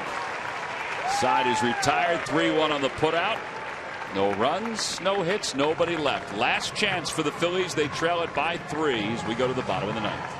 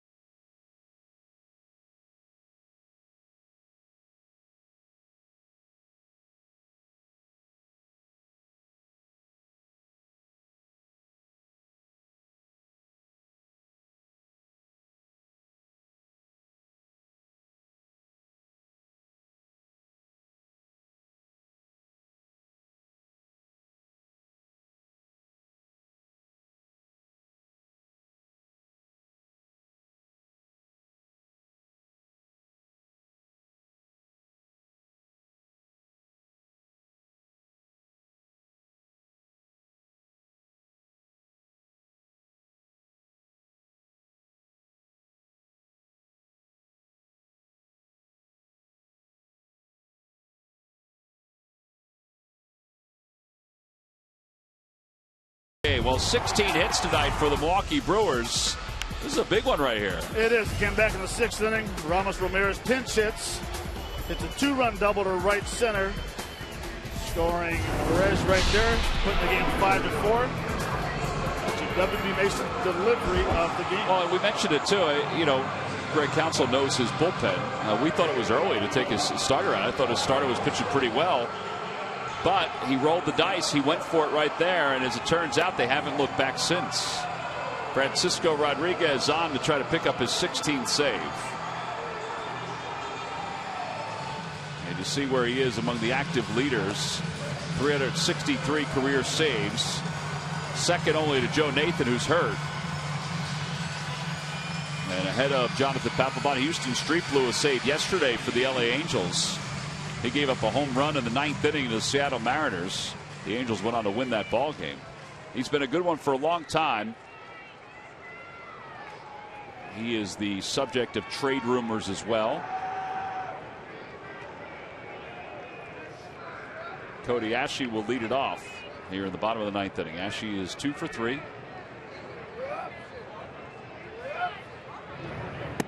And he delivers low. It's 1 ball, no strikes.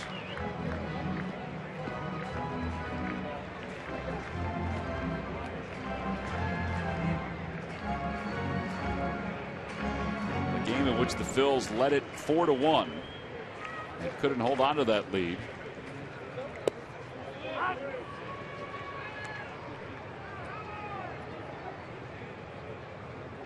Three innings, 2 hits allowed, 3 strikeouts for the Brewers bullpen.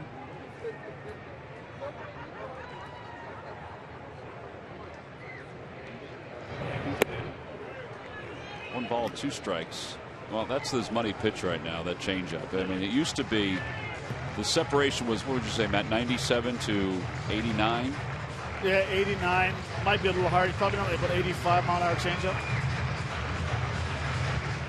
And now it's fastball 90 maybe. Yep. An 80 changeup. Tries it again. It's 2-2.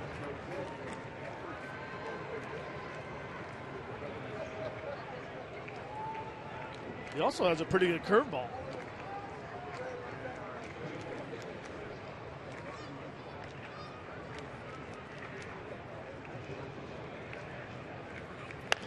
To the right side, Lind has it. And he'll toss to Rodriguez, covering for the first out. 3-1 on the putout. Reminder, the Phillies and the Brewers will be back at it again tomorrow night. Game 2, Cole Hamels on the mound for the Phils. We'll be on Comcast Sportsnet beginning at 7 p.m. Phillies pregame live. Get you all started at 6:30. There's Cole. Phillies starters have just 2 wins since the 23rd of May. That's when Cole won. But the 2 wins, Adam Morgan, Severino Gonzalez. That's it. And the starter will not get a win tonight. Cam is 0 for 3 in this ball game. Fouls it away. It's 0-1.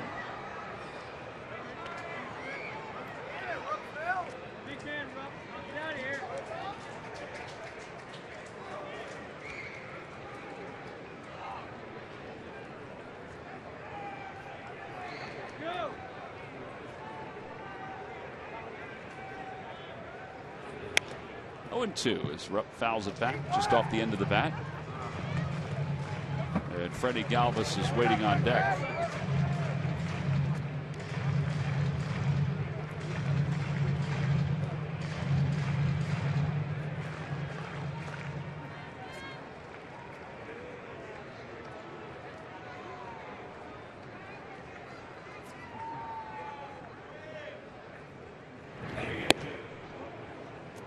Jumped that one up to 91 miles an hour.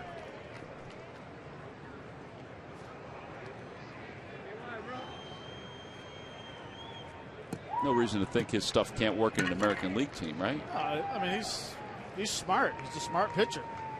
Has control of all these pitches. That one's hit sharply to third, but Perez is up with it. 2 outs. Ooh. He just got back to the bag. He spoke too soon on that.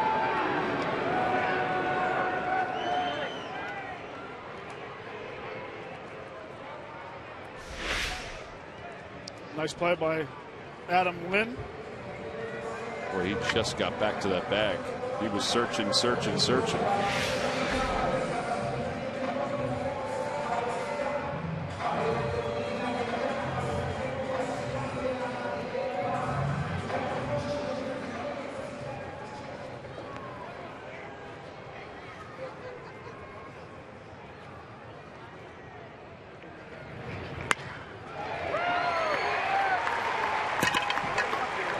Galvis lines a single to center field, so he's aboard with 2 men down.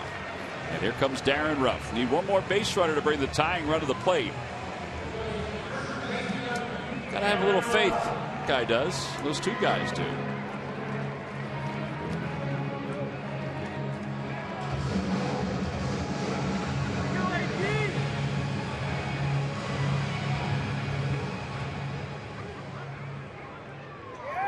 Doubled his only time up tonight. He's 1 for 1. He came on as part of a double switch, taking over for Ryan Howard. Galvis goes. That'll be a fielder's choice, and it's no balls and 1 strike.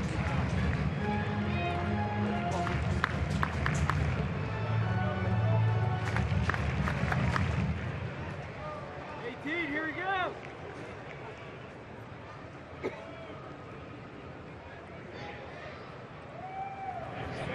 In the dirt, 1 ball, 1 strike. Lucroy keeps it around the area.